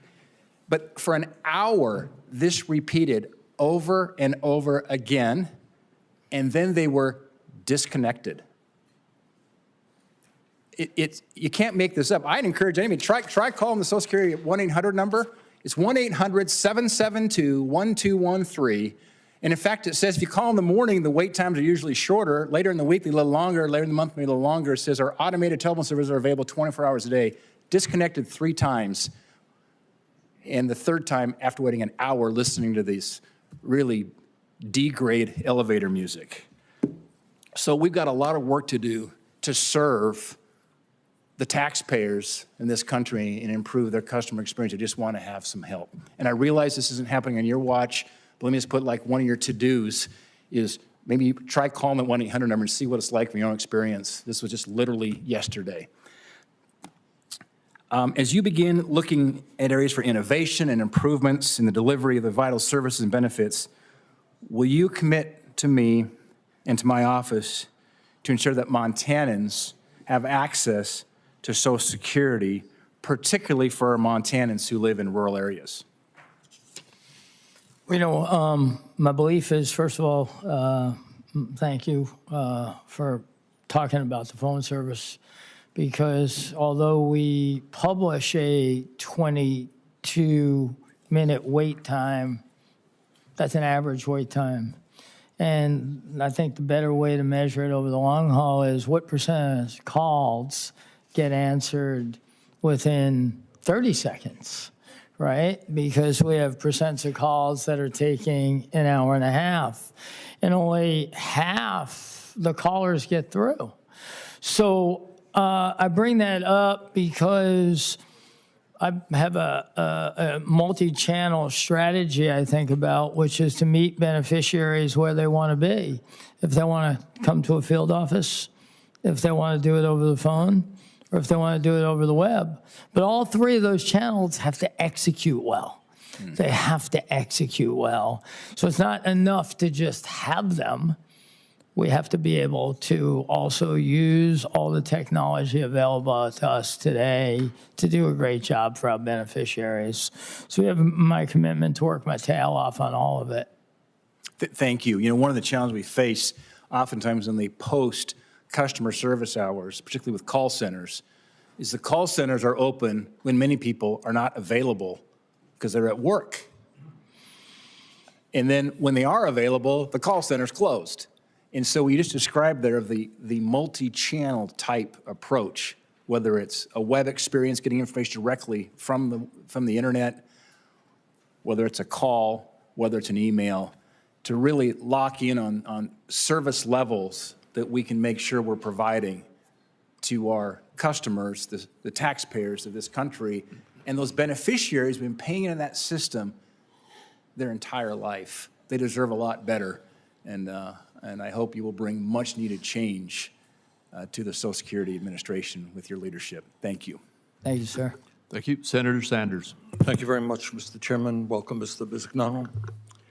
Mr. Bisignano, in your opening remarks, you mentioned that last year the Inspector General reported that the error rate in Social Security was less than 1%, and it was an error rate that you wanted to improve upon. Am I right? Yes. Okay. But in his State of the Union address, listened to by millions and millions of Americans, President Trump suggested that, quote, millions and millions, end of quote, of Social Security checks are going out to people who are between the ages of 140 and 360 years old. Millions and millions of checks. You've just acknowledged what is true, is that the error rate in Social Security is less than 1%, 99 point whatever of the people who get their checks paid into the system and deserve those checks. So what I want to ask you is, do you think that President Trump was just expressing an outrageous lie, which I happen to believe, trying to undermine Social Security, or was he just grossly uninformed about the reality? I think what the president was representing, which further was represented again and proven to be accurate, is that there were millions of Social Security records that did not have people deceased. Let's not play with words. What you have just acknowledged is that in 2024, the Social Security Administration paid out over 99 point whatever % of people eligible. The error rate was less than 1%. Millions and millions and millions of people, 200 or 300 years of age, did not get checks. Is that true? What I represented was that a 1% error rate in a mission-critical function like Social Security is way too high. I agree with you. That, excuse me, I don't have much time. Sorry. President said millions and millions of people. You're saying, and you're right, less than 1%. You want to improve it? You're right. Let's do it. President was lying. And what he was trying to do was undermine the foundations of Social Security by saying the system is out of control. All right, my next question is, Senator Daines made a good point. You call up Social Security today, it's a disaster. Why, if right now it is hard for people to get through in Vermont and all over this country, why do you think the Social Security Administration is now closing down offices and laying off 7,000 employees? And we have heard from Mr. Dudek that he wants to cut up to half of Social Security's workforce. When the department is now understaffed, people can't get through. Do you think it makes sense to lay off half the staff? First and foremost, I'm not there, sir. Just answer the question, please. Do you think it makes sense? I know you're not there. Do you think it makes sense to lay off half of the staff when right now it is at a 50-year low in terms of staffing? Well, I don't know where Mr. Dudek gets his information from, and I don't communicate with Mr. Dudek. I'll just ask you, I mean, I think what Mr. Senator Dane said was right. Tough to get through right now. I think common sense would suggest that when it's bad now, you don't lay off half your staff. Would you agree with me? I believe that we can drive efficiency for the rest of our life. Right. I also understand that it takes 20-plus minutes to answer the phone. On a good day. Right. Well, that's the average published, right? It's not how I would report the numbers because I think... All right, but all that I'm asking, when you have a system that is not working now, do you think it's a great idea to lay off half of the employees? I don't know if... do I think it's a great idea to lay off half of the employees when a system doesn't work? I think the answer is probably no. Okay. I now want to ask you another question, more philosophical, if you like. I understand, correct me if I'm wrong, and you made $100 million recently in compensation in a given year? All right, my question is not to deal with that per se, but right now, we have 22% of seniors are trying to survive on less than $15,000 a year. A lot of people, older people, living in desperation in America. Some of us want to expand Social Security benefits because we think people should not be living on $15,000 a year. We're concerned about the solvency of Social Security. We want to extend it beyond where it is right now. Do you agree with me that it does not make sense to somebody like yourself who makes $100 million a year in compensation to be paying the same amount into Social Security as somebody who makes $176,000? Or would you work with me to raise that cap so more money can come into the system? I know there's an actuarial function in the area. I know it's analytics. I'm a fact-based, rule-based person. I'm happy to study anything and work side by side with you, sir. All right, all I ask in general right now, the system is stressed financially. I'm sorry? The system is stressed now financially. We want to increase the solvency and increase the benefits. Is it a good idea to remove the cap, which is now at, I think, $174,000, so that wealthy people contribute more into the system? I don't think that's the commissioner's job at all, sir. I think the commissioner's job is to run the agency right. I'm happy to provide all the information you want, and I'm happy to be a partner in solving every problem. Okay, thank you very much. Senator Cantwell. Thank you, Mr. Chairman. I want to follow on my two colleagues in their questions about the operation. And you know, it's clear, you know, I think a lot of the American people, they're very bothered by billionaires taking a shot at their Social Security. And so I just think it sounds out of touch. Secretary Lutnick saying stop payment to find fraud. And then Mr. Musk, who everybody is questioning what his role is anyway, the big one to eliminate. That's what he was saying on Social Security. So those are enough. Right? Those are enough. But now we have these patterns. Let's go after the staffing. Let's go after the office closures. A new requirement to re-register. The American people are scared to death that you're really going after Social Security. So instead of hiring people, like my colleagues are suggesting, to improve the service, basically, you're allowing Elon Musk's little Doge team to go in there and to find fraud. So did they find a dead person in Seattle that was getting Social Security? Yes. Here's the article from the Seattle newspaper by Danny Westney. Oh, wait a minute. He wasn't dead. So not only did my constituent not get his payment in February, they went to his bank account and tried to claw back previous payments from January and December. And then what did he do? He had to go down to the building in Seattle, the federal building, that you're trying to close, and stand in line for hours and hours and hours to try to say he wasn't dead and to stop taking his money.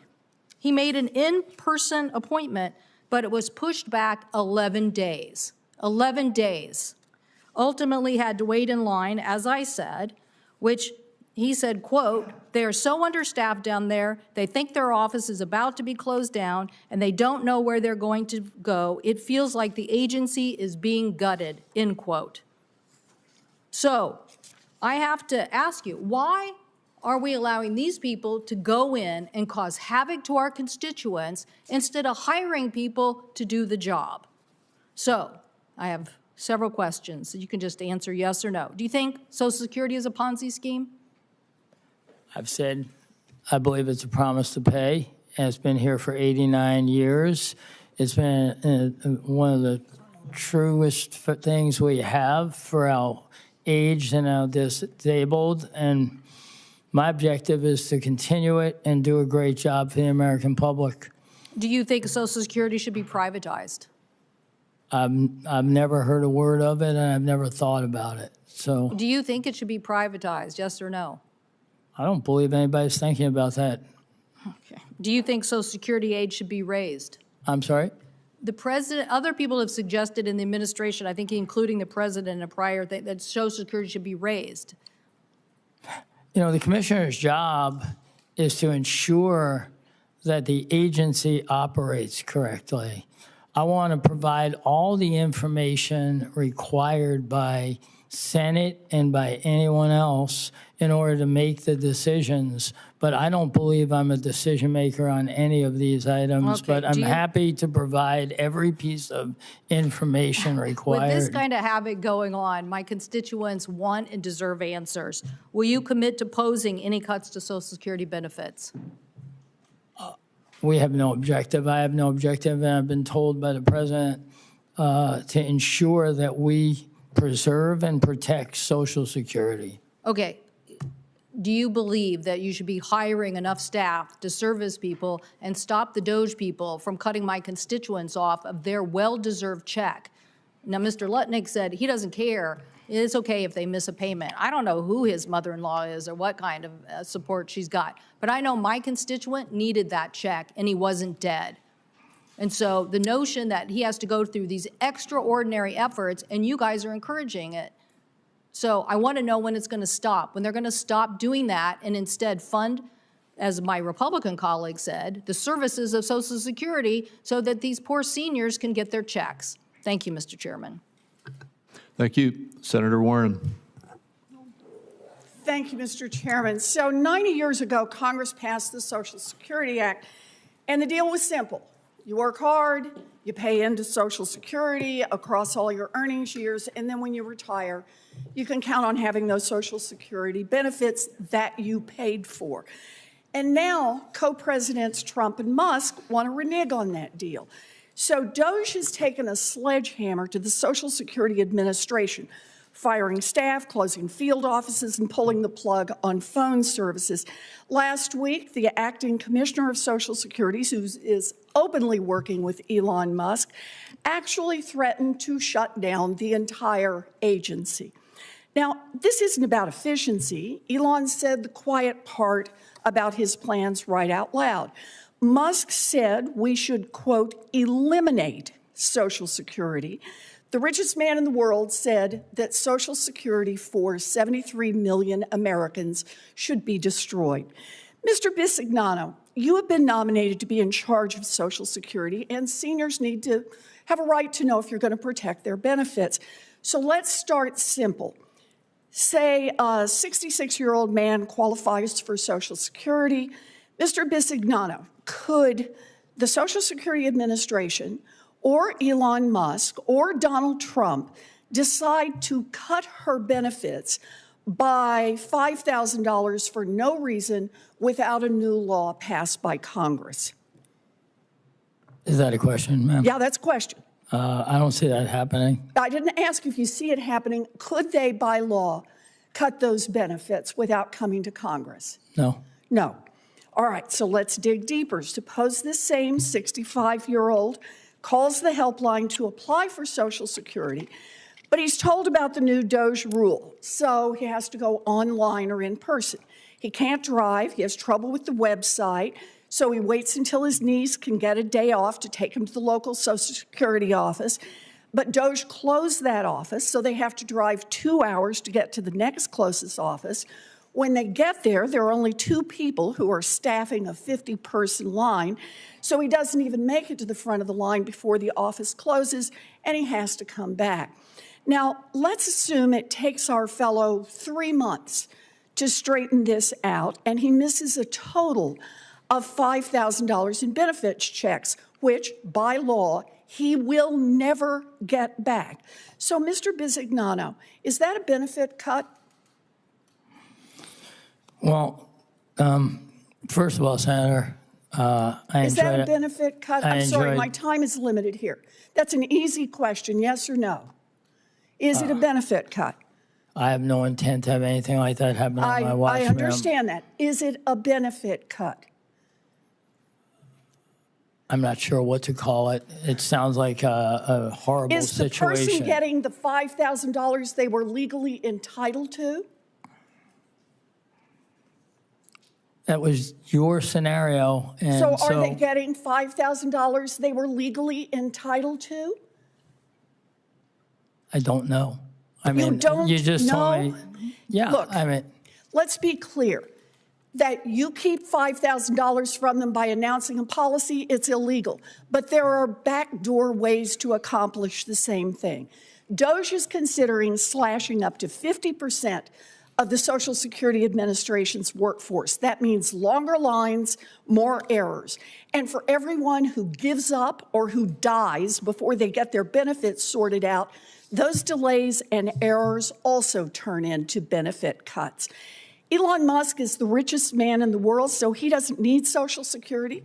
He'd be glad to get rid of it, but only Congress can cut Social Security benefits, and Elon is trying a backdoor way. So, Mr. Bisignano, if you are confirmed in this job, will you commit to reversing these cuts so that seniors get the money that the law says they are entitled to?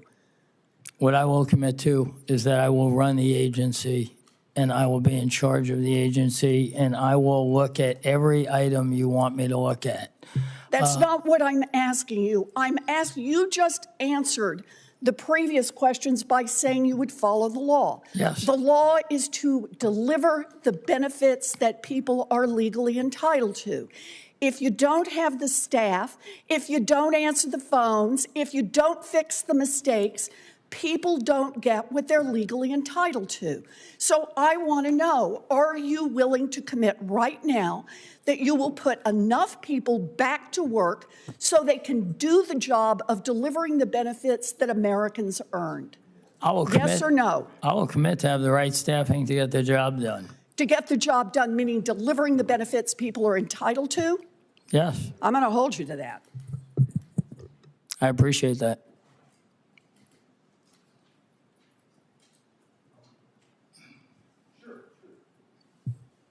Senator Young.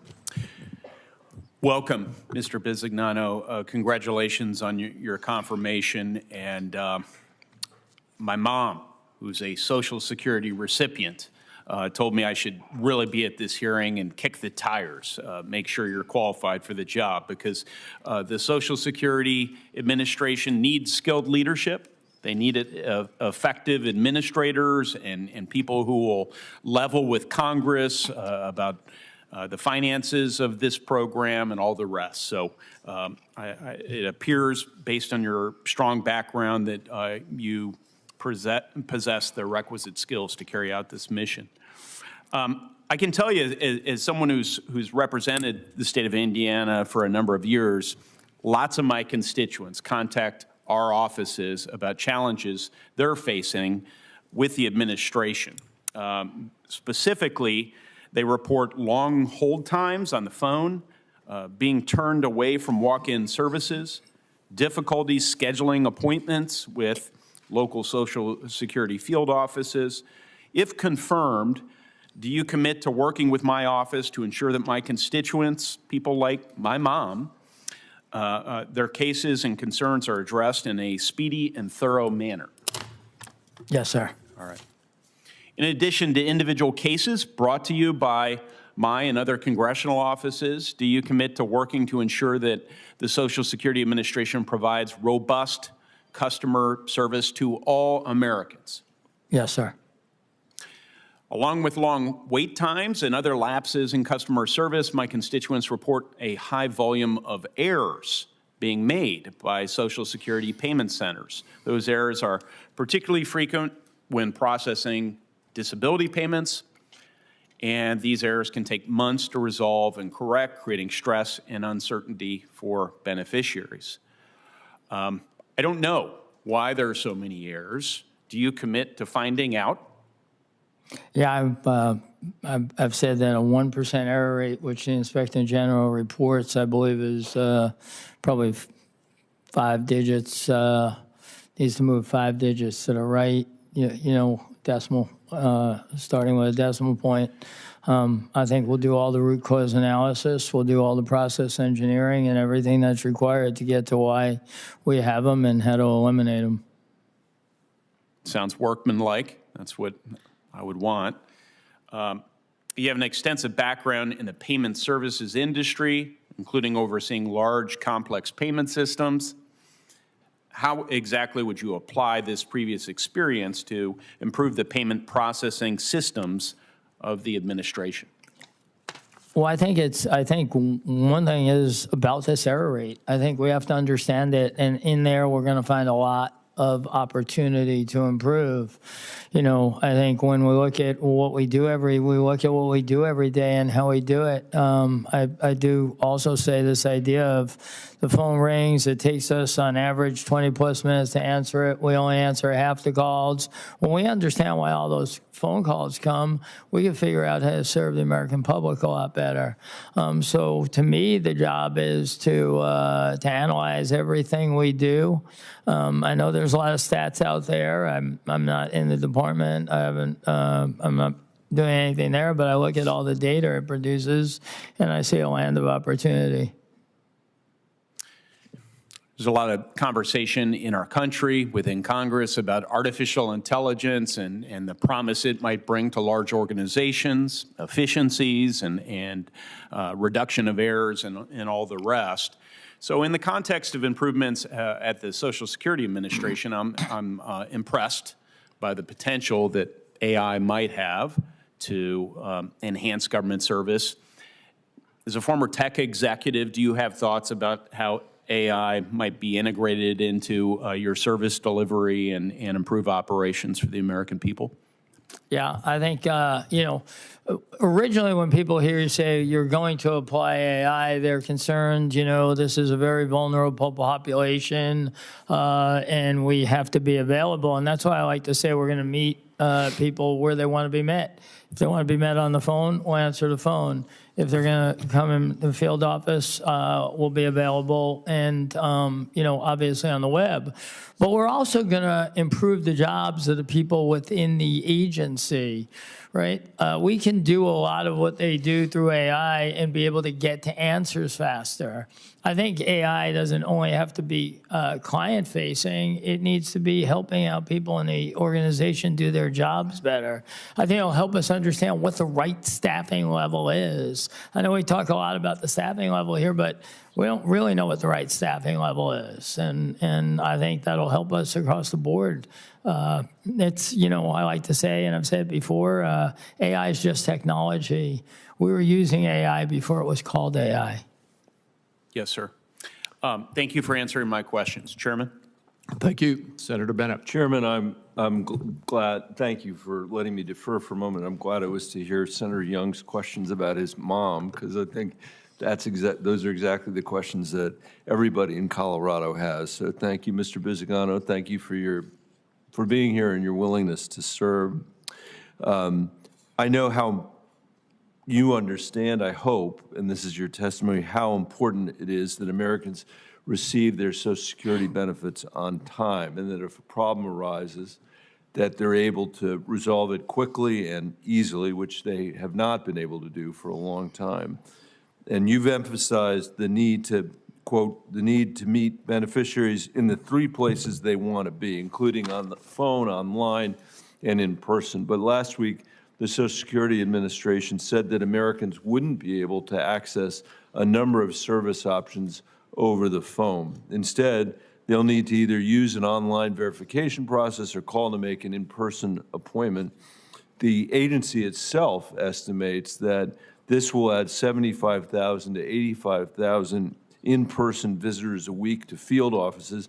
As my colleagues have already said, wait times for appointments can already take a month, and that in-person appointment is only going to get harder to make if the agency cuts 7,000 employees and ends up with the lowest headcount in decades. That, I'm worried that that's not going to meet the American people where they are. I realize you haven't been over there making these decisions. I know you spent a lot of time in the private sector, and I know that there is no well-functioning corporation that would have the kind of weights that we're talking about here. And so I think when it comes to Social Security, really the American people are the ultimate shareholders, not the members of the Senate and not you. It's the American people and Senator Young's mom that matter.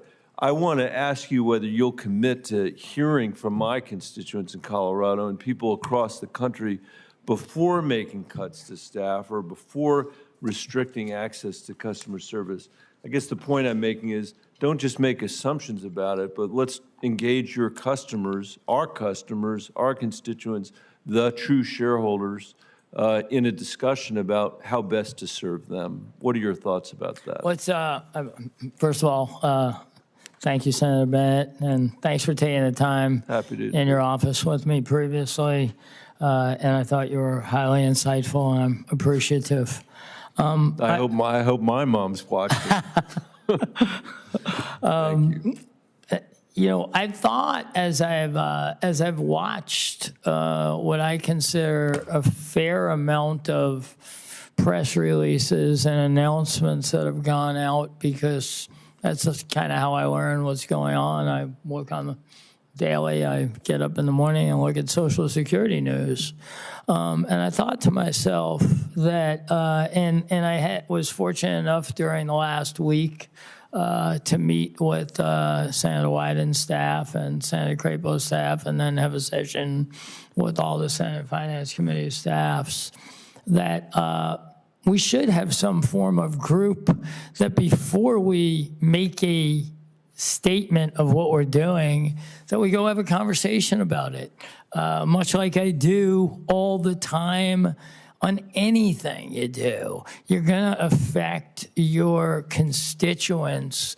You should get some buy-in in the process. Now, we're never going to get 100% of agreement on many things, but people also understanding the reason why. This is why we're doing that. We get, I serve tens of thousands of bank branches. They're in communities all over. They're in rural communities.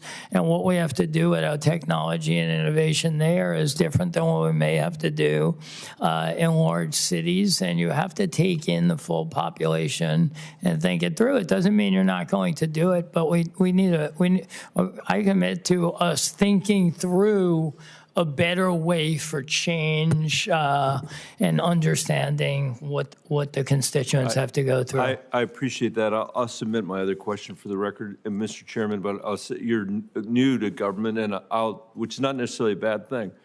What I'll say is that one way or another, we're going to hear from our constituents. If offices are closed and if they can't be served, I think you'd be a lot better listening on the front end than taking the incoming on the back end from Republicans and Democrats up here who have concerned constituents when it comes to Social Security. Thank you for your testimony. Thank you, Mr. Chairman. Thank you. Senator Smith. Thank you, Mr. Chair, and thank you, Mr. Bisignano, for being here today. So you can rest easy. I actually don't have any questions for you today. I can see the handwriting on the wall here, and I've heard your responses to the questions so far, so I'd like to just take my time to make a couple of observations about where we are. I have no doubt that you approach this job with the faith that your private sector experience can help make the Social Security Administration work better. But I have no doubt. It has become clear to me that since Elon Musk's Doge took over the Social Security Administration last month that this administration is intent on dismantling Social Security and cutting millions of Americans' benefits, including the more than 1 million Minnesotans who rely on it. And I don't think that I've heard anything today that has changed my assessment of that. And I honestly don't think that there's anything you could say, Mr. Bisignano, that would change that either. You recently said on CNBC that you are fundamentally a Doge person, and I take you at your word. So what I see happening here is that President Trump and Elon Musk's move fast and break things game plan is, in fact, breaking Social Security. As several of my colleagues have noted today, Musk recently called Social Security the biggest Ponzi scheme of all time and described entitlement spending as the big one to eliminate. Commerce Secretary Howard Lutnick said that if Social Security checks didn't go out, seniors like his 94-year-old mother-in-law would just assume their check would come the next month, and that would be fine.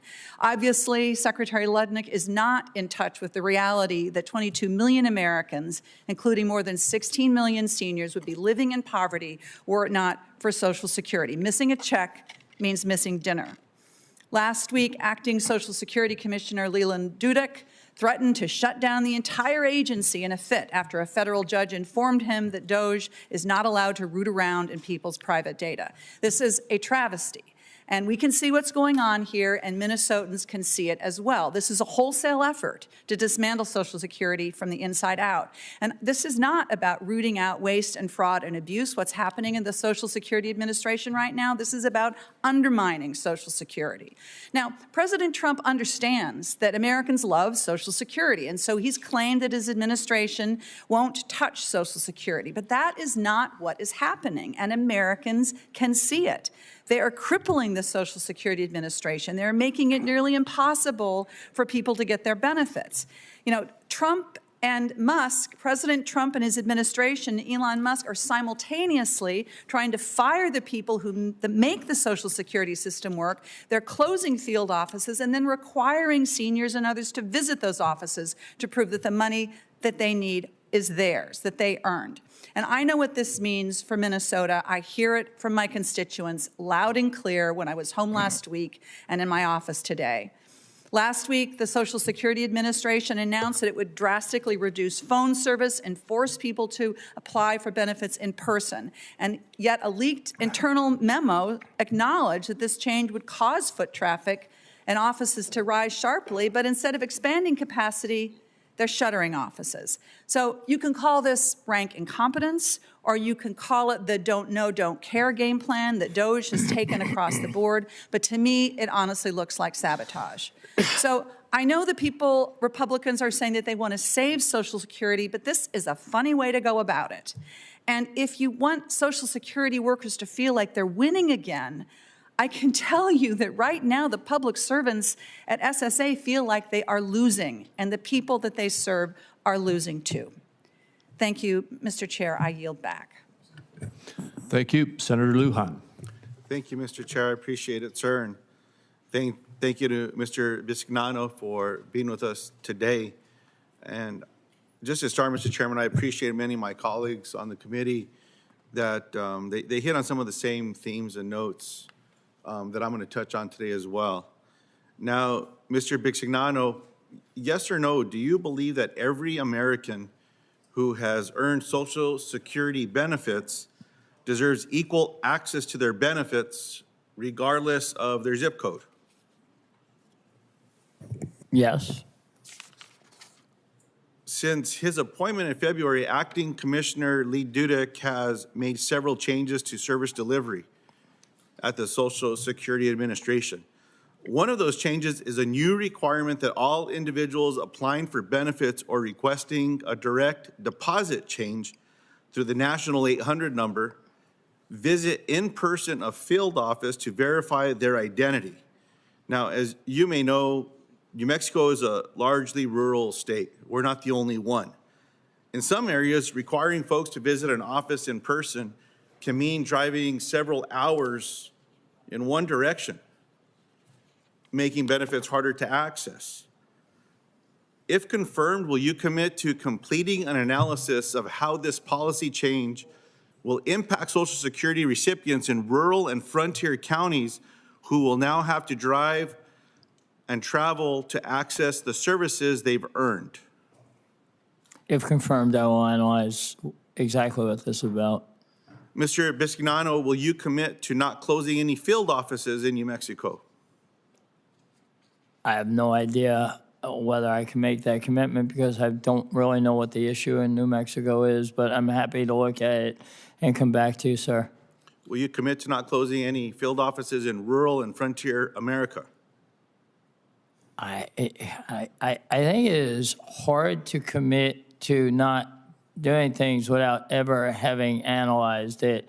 I commit to you or anybody that before an office is closed, they will be notified of the analytics and be a partner in the decision.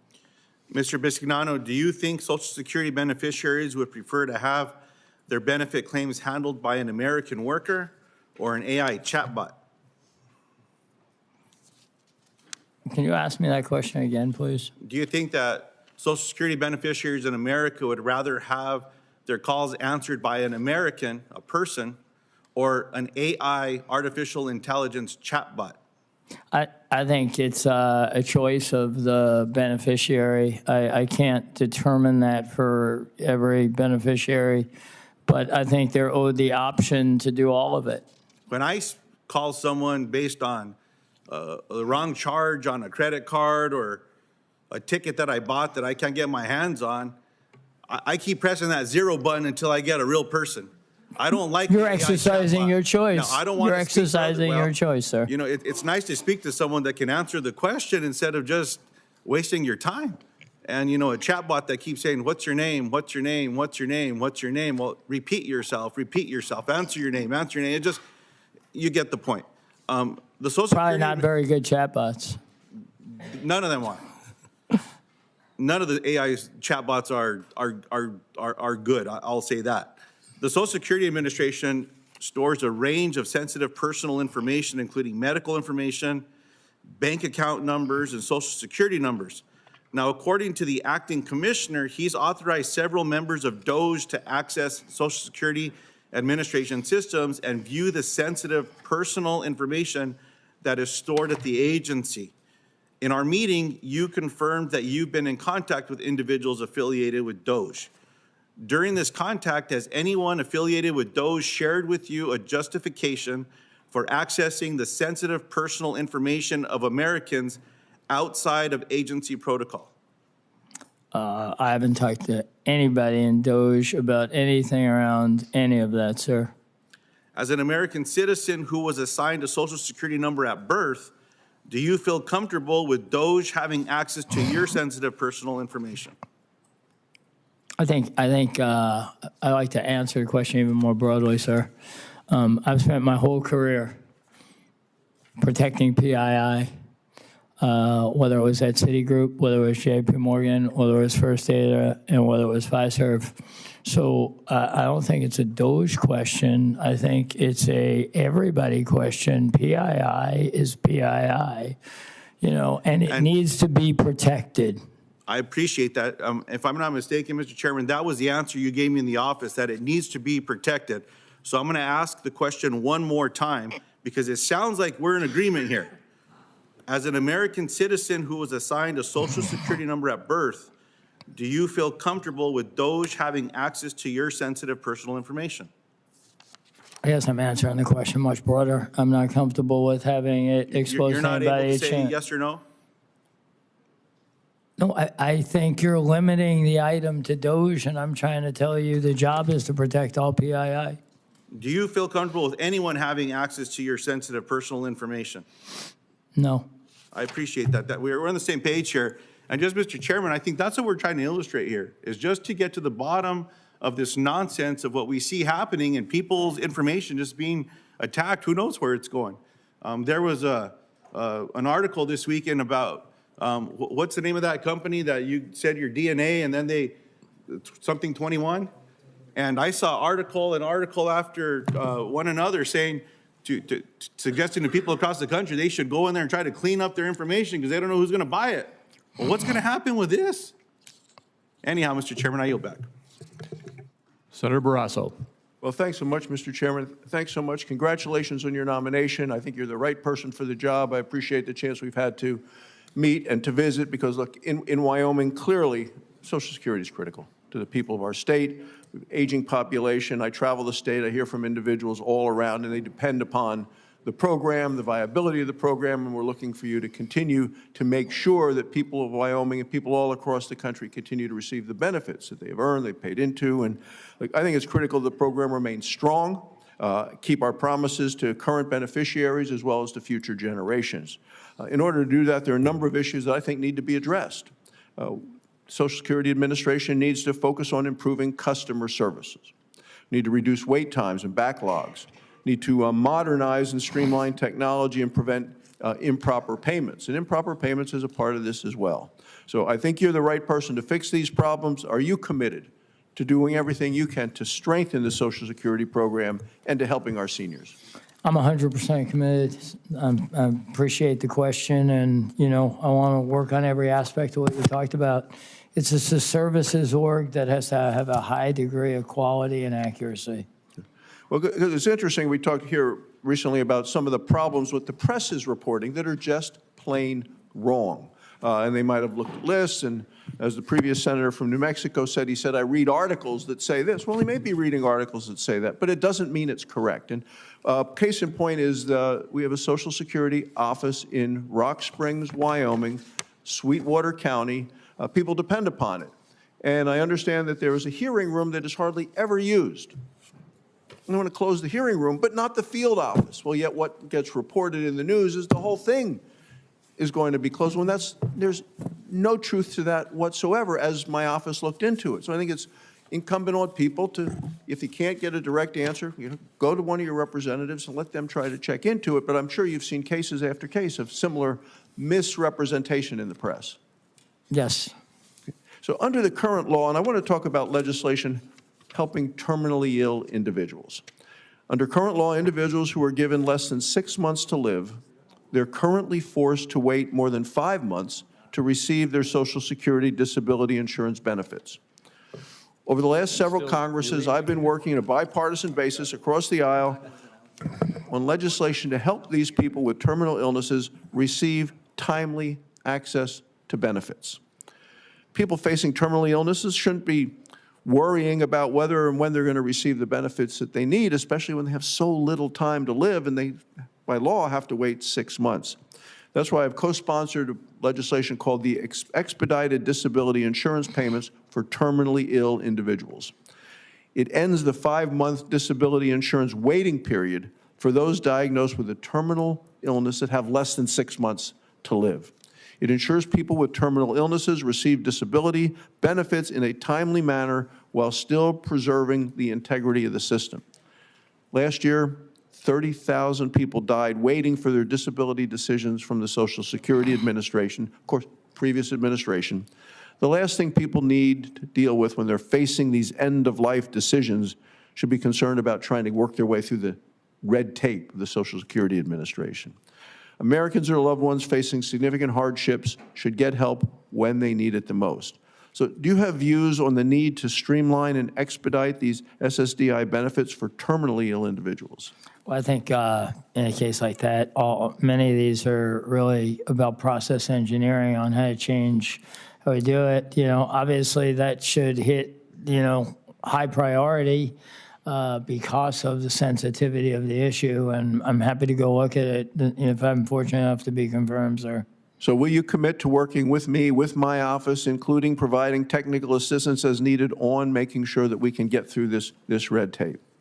Yes, sir. Okay. In terms of improving customer service, and my colleague from New Mexico was just asking the same thing about the average wait times on the national 800 numbers doubled from about 20 minutes in 2019 to over 40 minutes in 2024 under the last administration.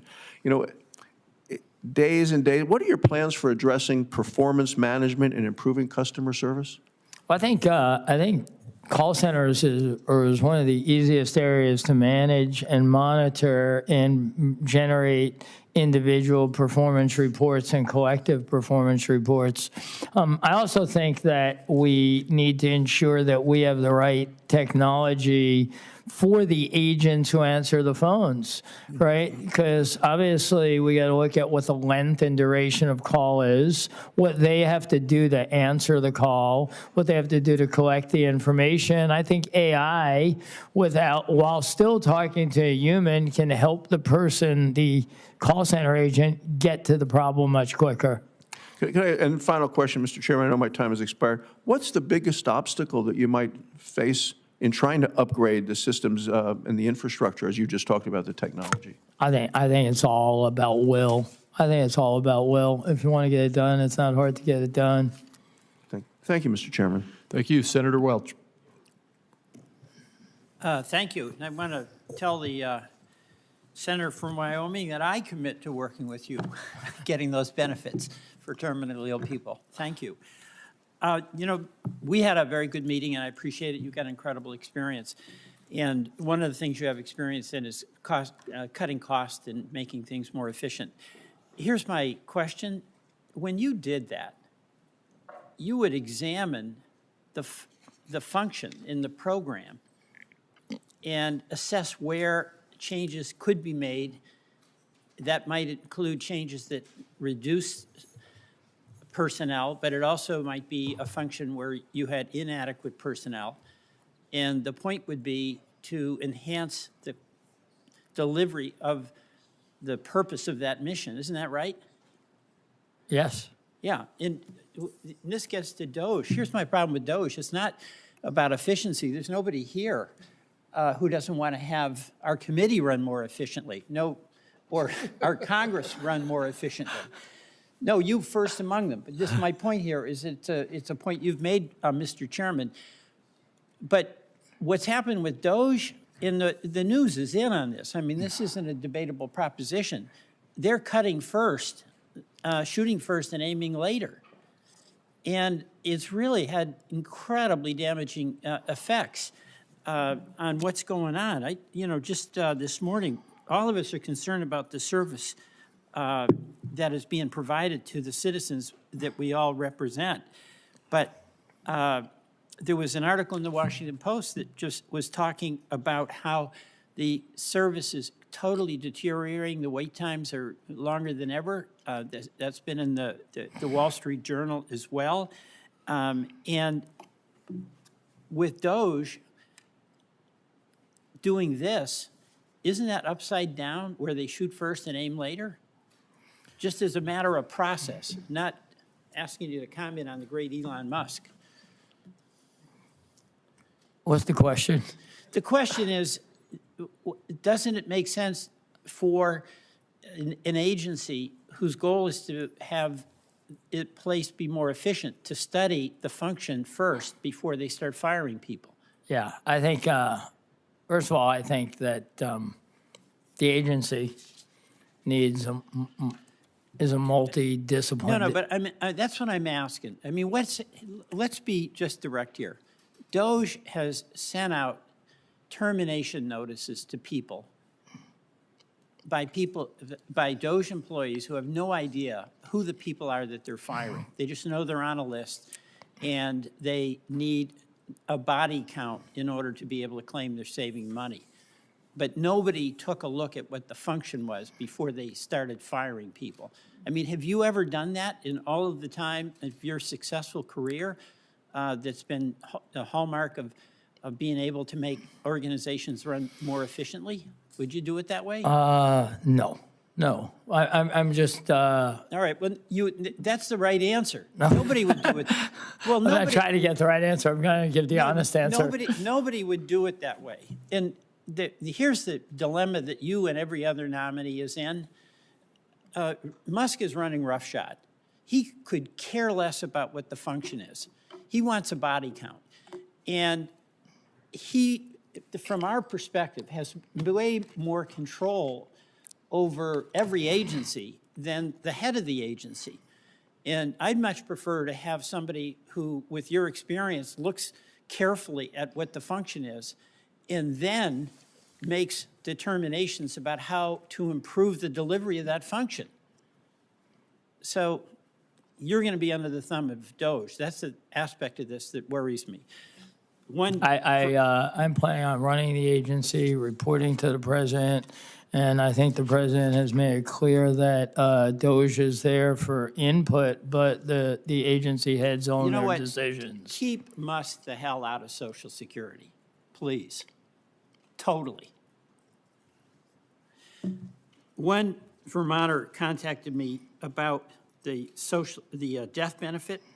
I think we talked about this in my office. We did. I appreciate the time in your office. 1955, Mr. Chairman, is when the death benefit in Social Security was established, $255. It doesn't go as far today as it did before. And I want to work to have that come up to 2025 standards. Do you support doing that in a way that's fiscally responsible for the Social Security benefits? As I say in your office, I'm happy to work on it with you. Okay, thank you. I yield back.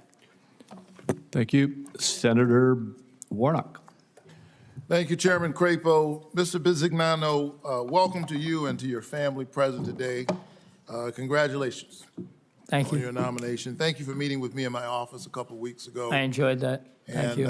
Thank you. I look forward to continuing our conversation. I want to follow up on some of the issues that we discussed in my office. When we met, I shared with you my strong view that retirees in Georgia who rely on Social Security deserve reliable, timely delivery of their full benefits with world-class customer service. And you've got a long record of delivering that in the private sphere.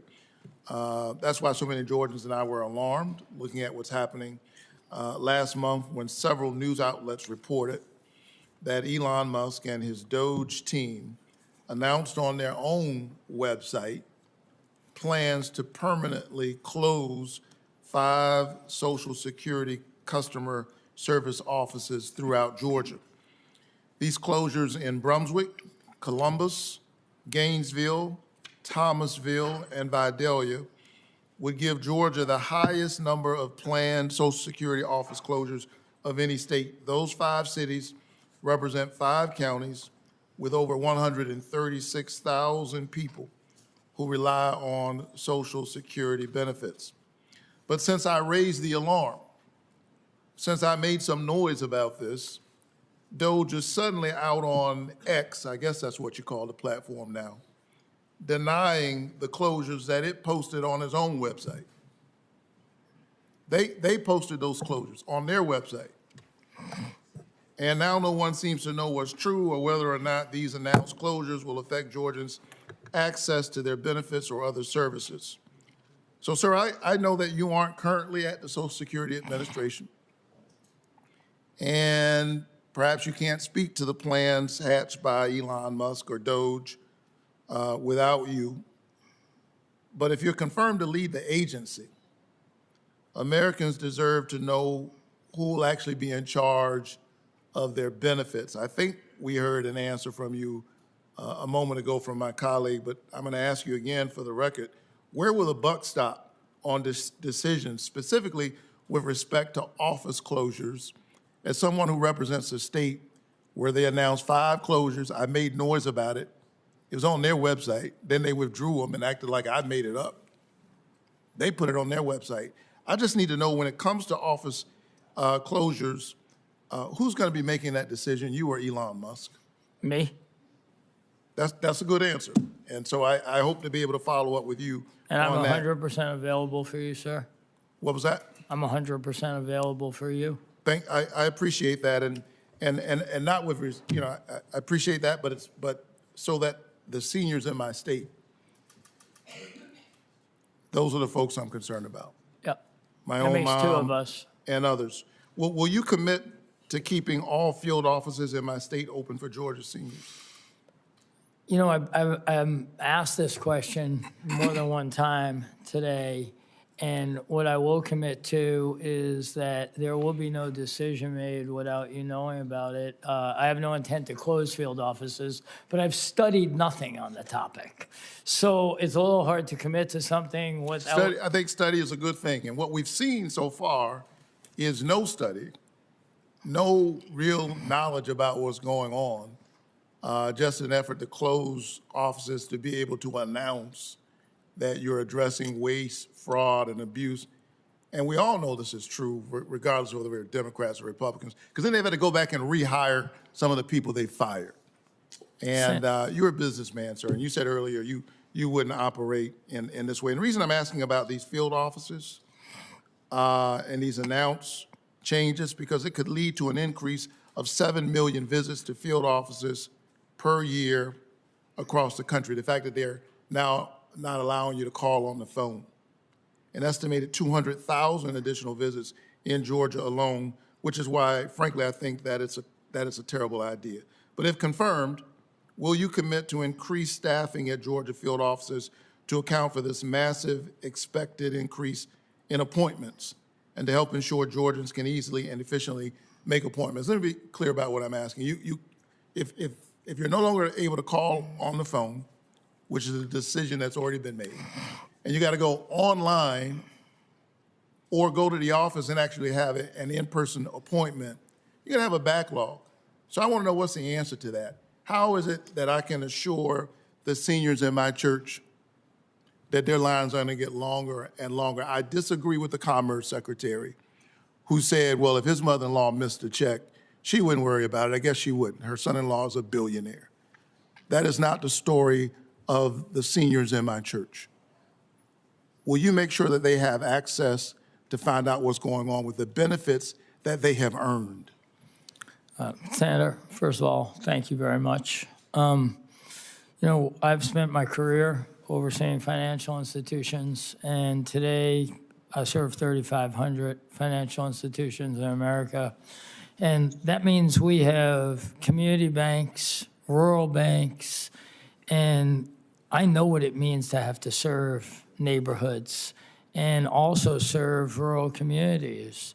My commitment is that it will be a fact-based, rule-based organization we run, that we will ensure we have the staffing to get the best level of service for our constituents. So I'm giving you a longer answer, but we will have the talent that we need to get the job done at a service level better than today's. I appreciate the answer. I'm just trying to get Georgia residents, senior citizens, the benefits that they have earned. Yes, no sir. one's giving them anything. They've paid into the system. Thank you so much. Thank you. Appreciate it. Thank you. Senator Blackburn. Thank you, Mr. Chairman, and congratulations to you.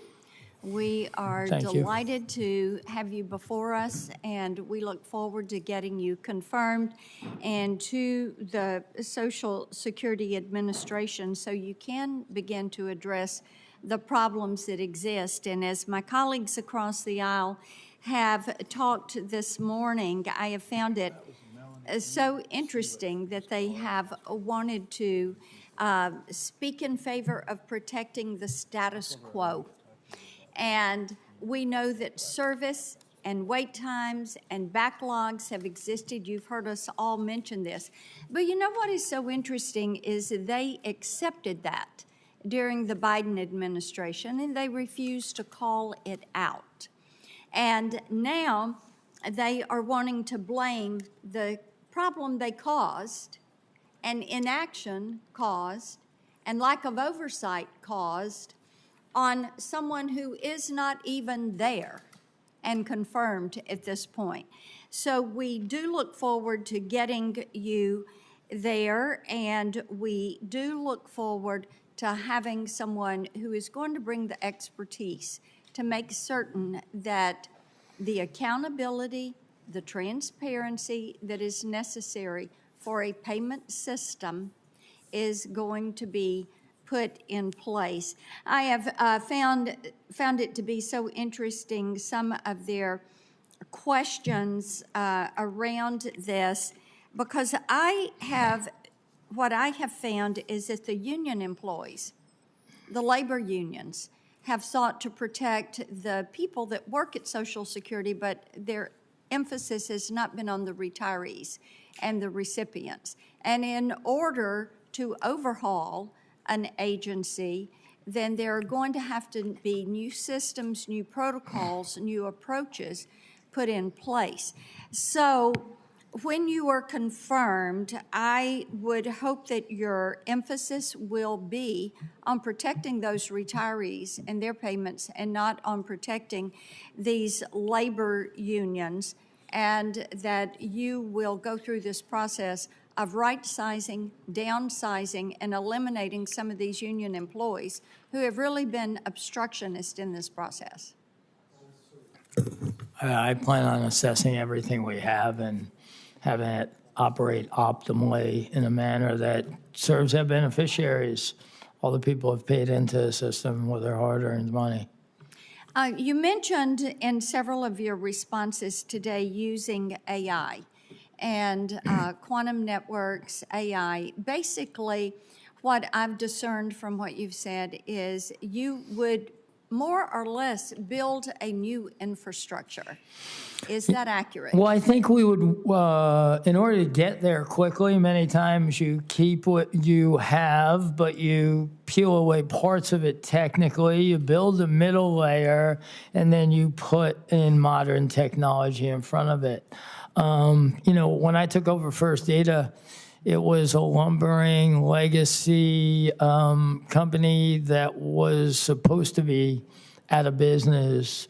And we had the same situation, but we're able to build a product called Clover, which became the leading small business software technology. And that was able to change the paradigm of the company. I feel we could do the same thing with Social Security. I think we have a strategic advantage with AI.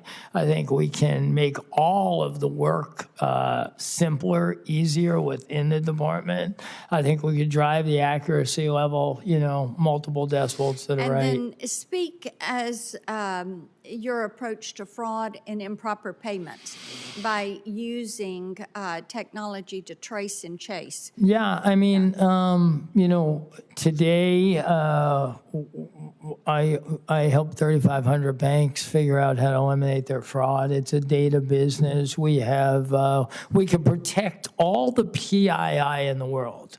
We don't need to expose any PII to minimize fraud. We need to use better analytic tools. And, you know, obviously one of the things I'm going to look at is the anti-fraud group and understand how well we're doing there and do they have the right tools to do their job. We appreciate that. We know you have done this for other companies. You have that expertise. Our goal is to make certain that our Social Security recipients are going to receive what they're entitled to in a timely manner. And we know that rooting out the waste and the fraud and the improper payments will help to assure that they get every single penny they're entitled to. Thank you so much. We look forward to confirming you. Thank you, Mr. Chairman. Thank you. Senator Tillis. Thank you, Mr. Chairman. Mr. Bisignano, thank you for being here. I also appreciate you taking time to meet with my staff. I apologize for not being able to meet with you, but I'd already decided I was going to confirm or vote in support of your confirmation. You have exactly the right sort of skills that we need in this, whether it's your business acumen that helped turn around the mortgage banking business unit at JPMC in the middle of a fiscal crisis, whether it's the Clover project. You've got a pretty wide array of experience that I think is going to serve the agency well. One thing I would encourage you to do, Mr. O'Malley, I supported his confirmation, that there are things that as you get in there, give me just an indication. There's this current body of work that some of which makes sense. The key performance indicators are not moving in the right direction yet. But give me an idea of what your first 30, 60, 90 days looks like in the agency. I think, first of all, this conversation about the field offices. I want to understand how they actually operate. And you answer that question. We want what you're going to find out is after you do the analytics, every member of Congress, except for me probably, will like your analytics except to the extent that it affects one of their offices in their district or state. Yes. And you have my commitment. If you present analytics that say the best and highest use of American taxpayer dollars to support those who are on Social Security is somewhere else, then I'm going to support it. Do not pull any punches. Go after it the way you would in private sector, but continue. Yeah, I think secondly, the phone rings a lot and we don't answer it a lot. We got to understand, why is it ringing? What are the staffing levels we need to do the job? What's the technology that we need to do the job? And when I say the staffing levels, that doesn't mean I'm saying we need to add people. We may not know how to shift manage right. Or you may not have the right people in the roles. Yeah, so I think it's assessing where we're meeting beneficiaries, because job one is taking care of all those that rely on this. There'll be a full tech assessment. Are you going to be the executive sponsor for the transformation of Social Security? 100%. Do you see anybody else being outside of the organization be anything more than advisors and strategists to help you to that role? Never in my career. Would you ever knowingly allow any PII to be viewed by anyone who's not authorized part of a process that you're running? Never in my life. I believe someone mentioned in an interview, you said you're fundamentally a Doge person. My guess is what you were saying there is you're fundamentally an efficiency-driven person. Is that what you meant to say? I believe that higher quality, pristine control gets more efficiency. The largest thing that causes large expense in a company is bad control environments. So I said it in the manner of, yeah, I was driving efficiency before there was such a word. People only have to look at your Doge. resume to understand the context that you intended in that comment. That's why I think you're going to be great for the role. There were other people that were suggesting I knew I was going to be last, so I get to wind up. I'm not going to go too far over though, or at all. But I really feel like people need to, there were suggestions made that maybe you're going to cut benefits. Even the president, I was in the White House with the president 2 weeks ago. He made it very clear that benefits cuts are off the table, period, full stop. And he said the same thing about Medicare, and he said the same thing about Medicaid. So you're really there to make sure that people who are eligible for it, who are not necessarily gaming the system, there may be some of that, the vast majority, like my 92-year-old mother, are not a part of gaming the system. And no, she really would appreciate getting the check every month, although family members would chip in. That is her source of income. You're committed to making sure the checks get out every month, right? Yes, sir. You're committed to making sure that where there is fraud, you root it out, right? Yes, sir. You're committed to making sure that every key performance indicator, whether it's wait times, payment processing, you're committed to moving those in a positive direction, right? Up to the right. Thank you very much. I look forward to supporting your confirmation. Thank you, sir. Thank you. And Mr. Bisignano, you have one more question. Senator Wyden has asked if he could ask one more question, and certainly he can. And then he and I will probably make very brief wrap-up statements, and we'll be done. Senator Wyden. Thank you, Mr. Chairman. The nominee has been talking to people at Social Security, as far as I can tell, almost every day for weeks now. And as far as I can tell, he's made no objection to anything going on, and quite the contrary, he's been getting people, by his insistence, brought into the Doge mentality there at Social Security. So my question to our nominee today is, I look at Doge and I say to myself, I'm dying to know what our nominee would give the Doge people for a grade. What kind of grade would you give them for the last couple of months? Because I look around and I see phones out of whack, offices out of whack, databases being invaded. I'm not sure I'd give them a very good grade, but you're a Doge guy. What kind of grade would you give them for the first couple months? I'm a high-quality provider of services to customers. I have my whole life, right? When you look at any indicator of mine, it's about increasing control, increasing employee satisfaction. Respectfully, that's not the question. I'm about to answer. Appraisal of what their track record is for the first couple of months. I was trying to get to the Please. answer, sir. Right? I believe you need to focus on the client, and in this case, it's the beneficiary, right? And at this point in time, what I see is an acting commissioner that has maybe been put in a position. As I've said, I do not talk to him. I do not know him. But, there's no substitute for experience.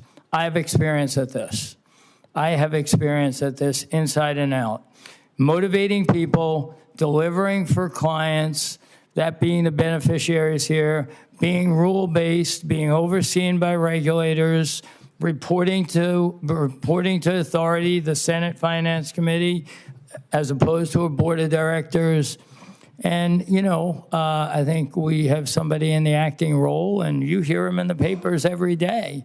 So I don't know if this is a DOGE issue. I think we have a leadership issue, and that's why I'm hopeful, and if I'm to be confirmed, that I will be in charge of the agency. So let the record show that I asked our nominee twice to give a grade for the DOGE operation. He said he's not even sure it has anything to do with them. I can tell you, my constituents, I have town hall meetings, open to all. I've had more than 1,100 of them, every county, every year. They are terrified because they can't get through on a phone.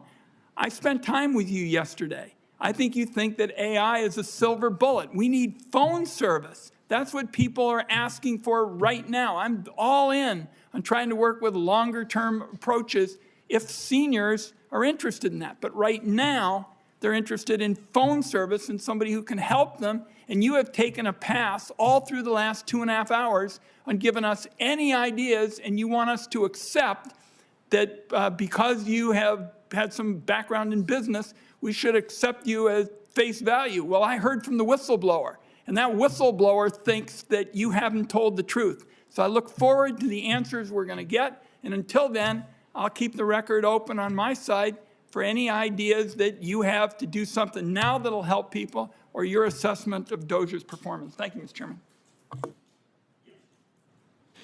All right, thank you. We're ready to wrap it up now, and I just want to say I think that what you have shown today, Mr. Bisignano, is that you are the person that needs to have this job. You know how to deliver what we all want from Social Security, and we are all looking forward to moving ahead expeditiously with your nomination. I want to repeat something that Senator Tillis said. The attack all day has been on DOGE and undercutting Social Security and shutting it down or privatizing it or whatever it is. The bottom line is the President of the United States has said very clearly that we are not going to cut Social Security benefits. He has said we are not going to cut Medicare benefits, and we are not going to cut Medicaid benefits. And no matter what folks, whether it's the media or whether it is those who want to attack the administration, want to say, the reality is that it is scare tactics. We look forward to having you at the Social Security Administration to deliver on the performance that you've discussed so well today, and we thank you for being willing to step into this situation and help our country. With that, this hearing is adjourned. Thank you, sir.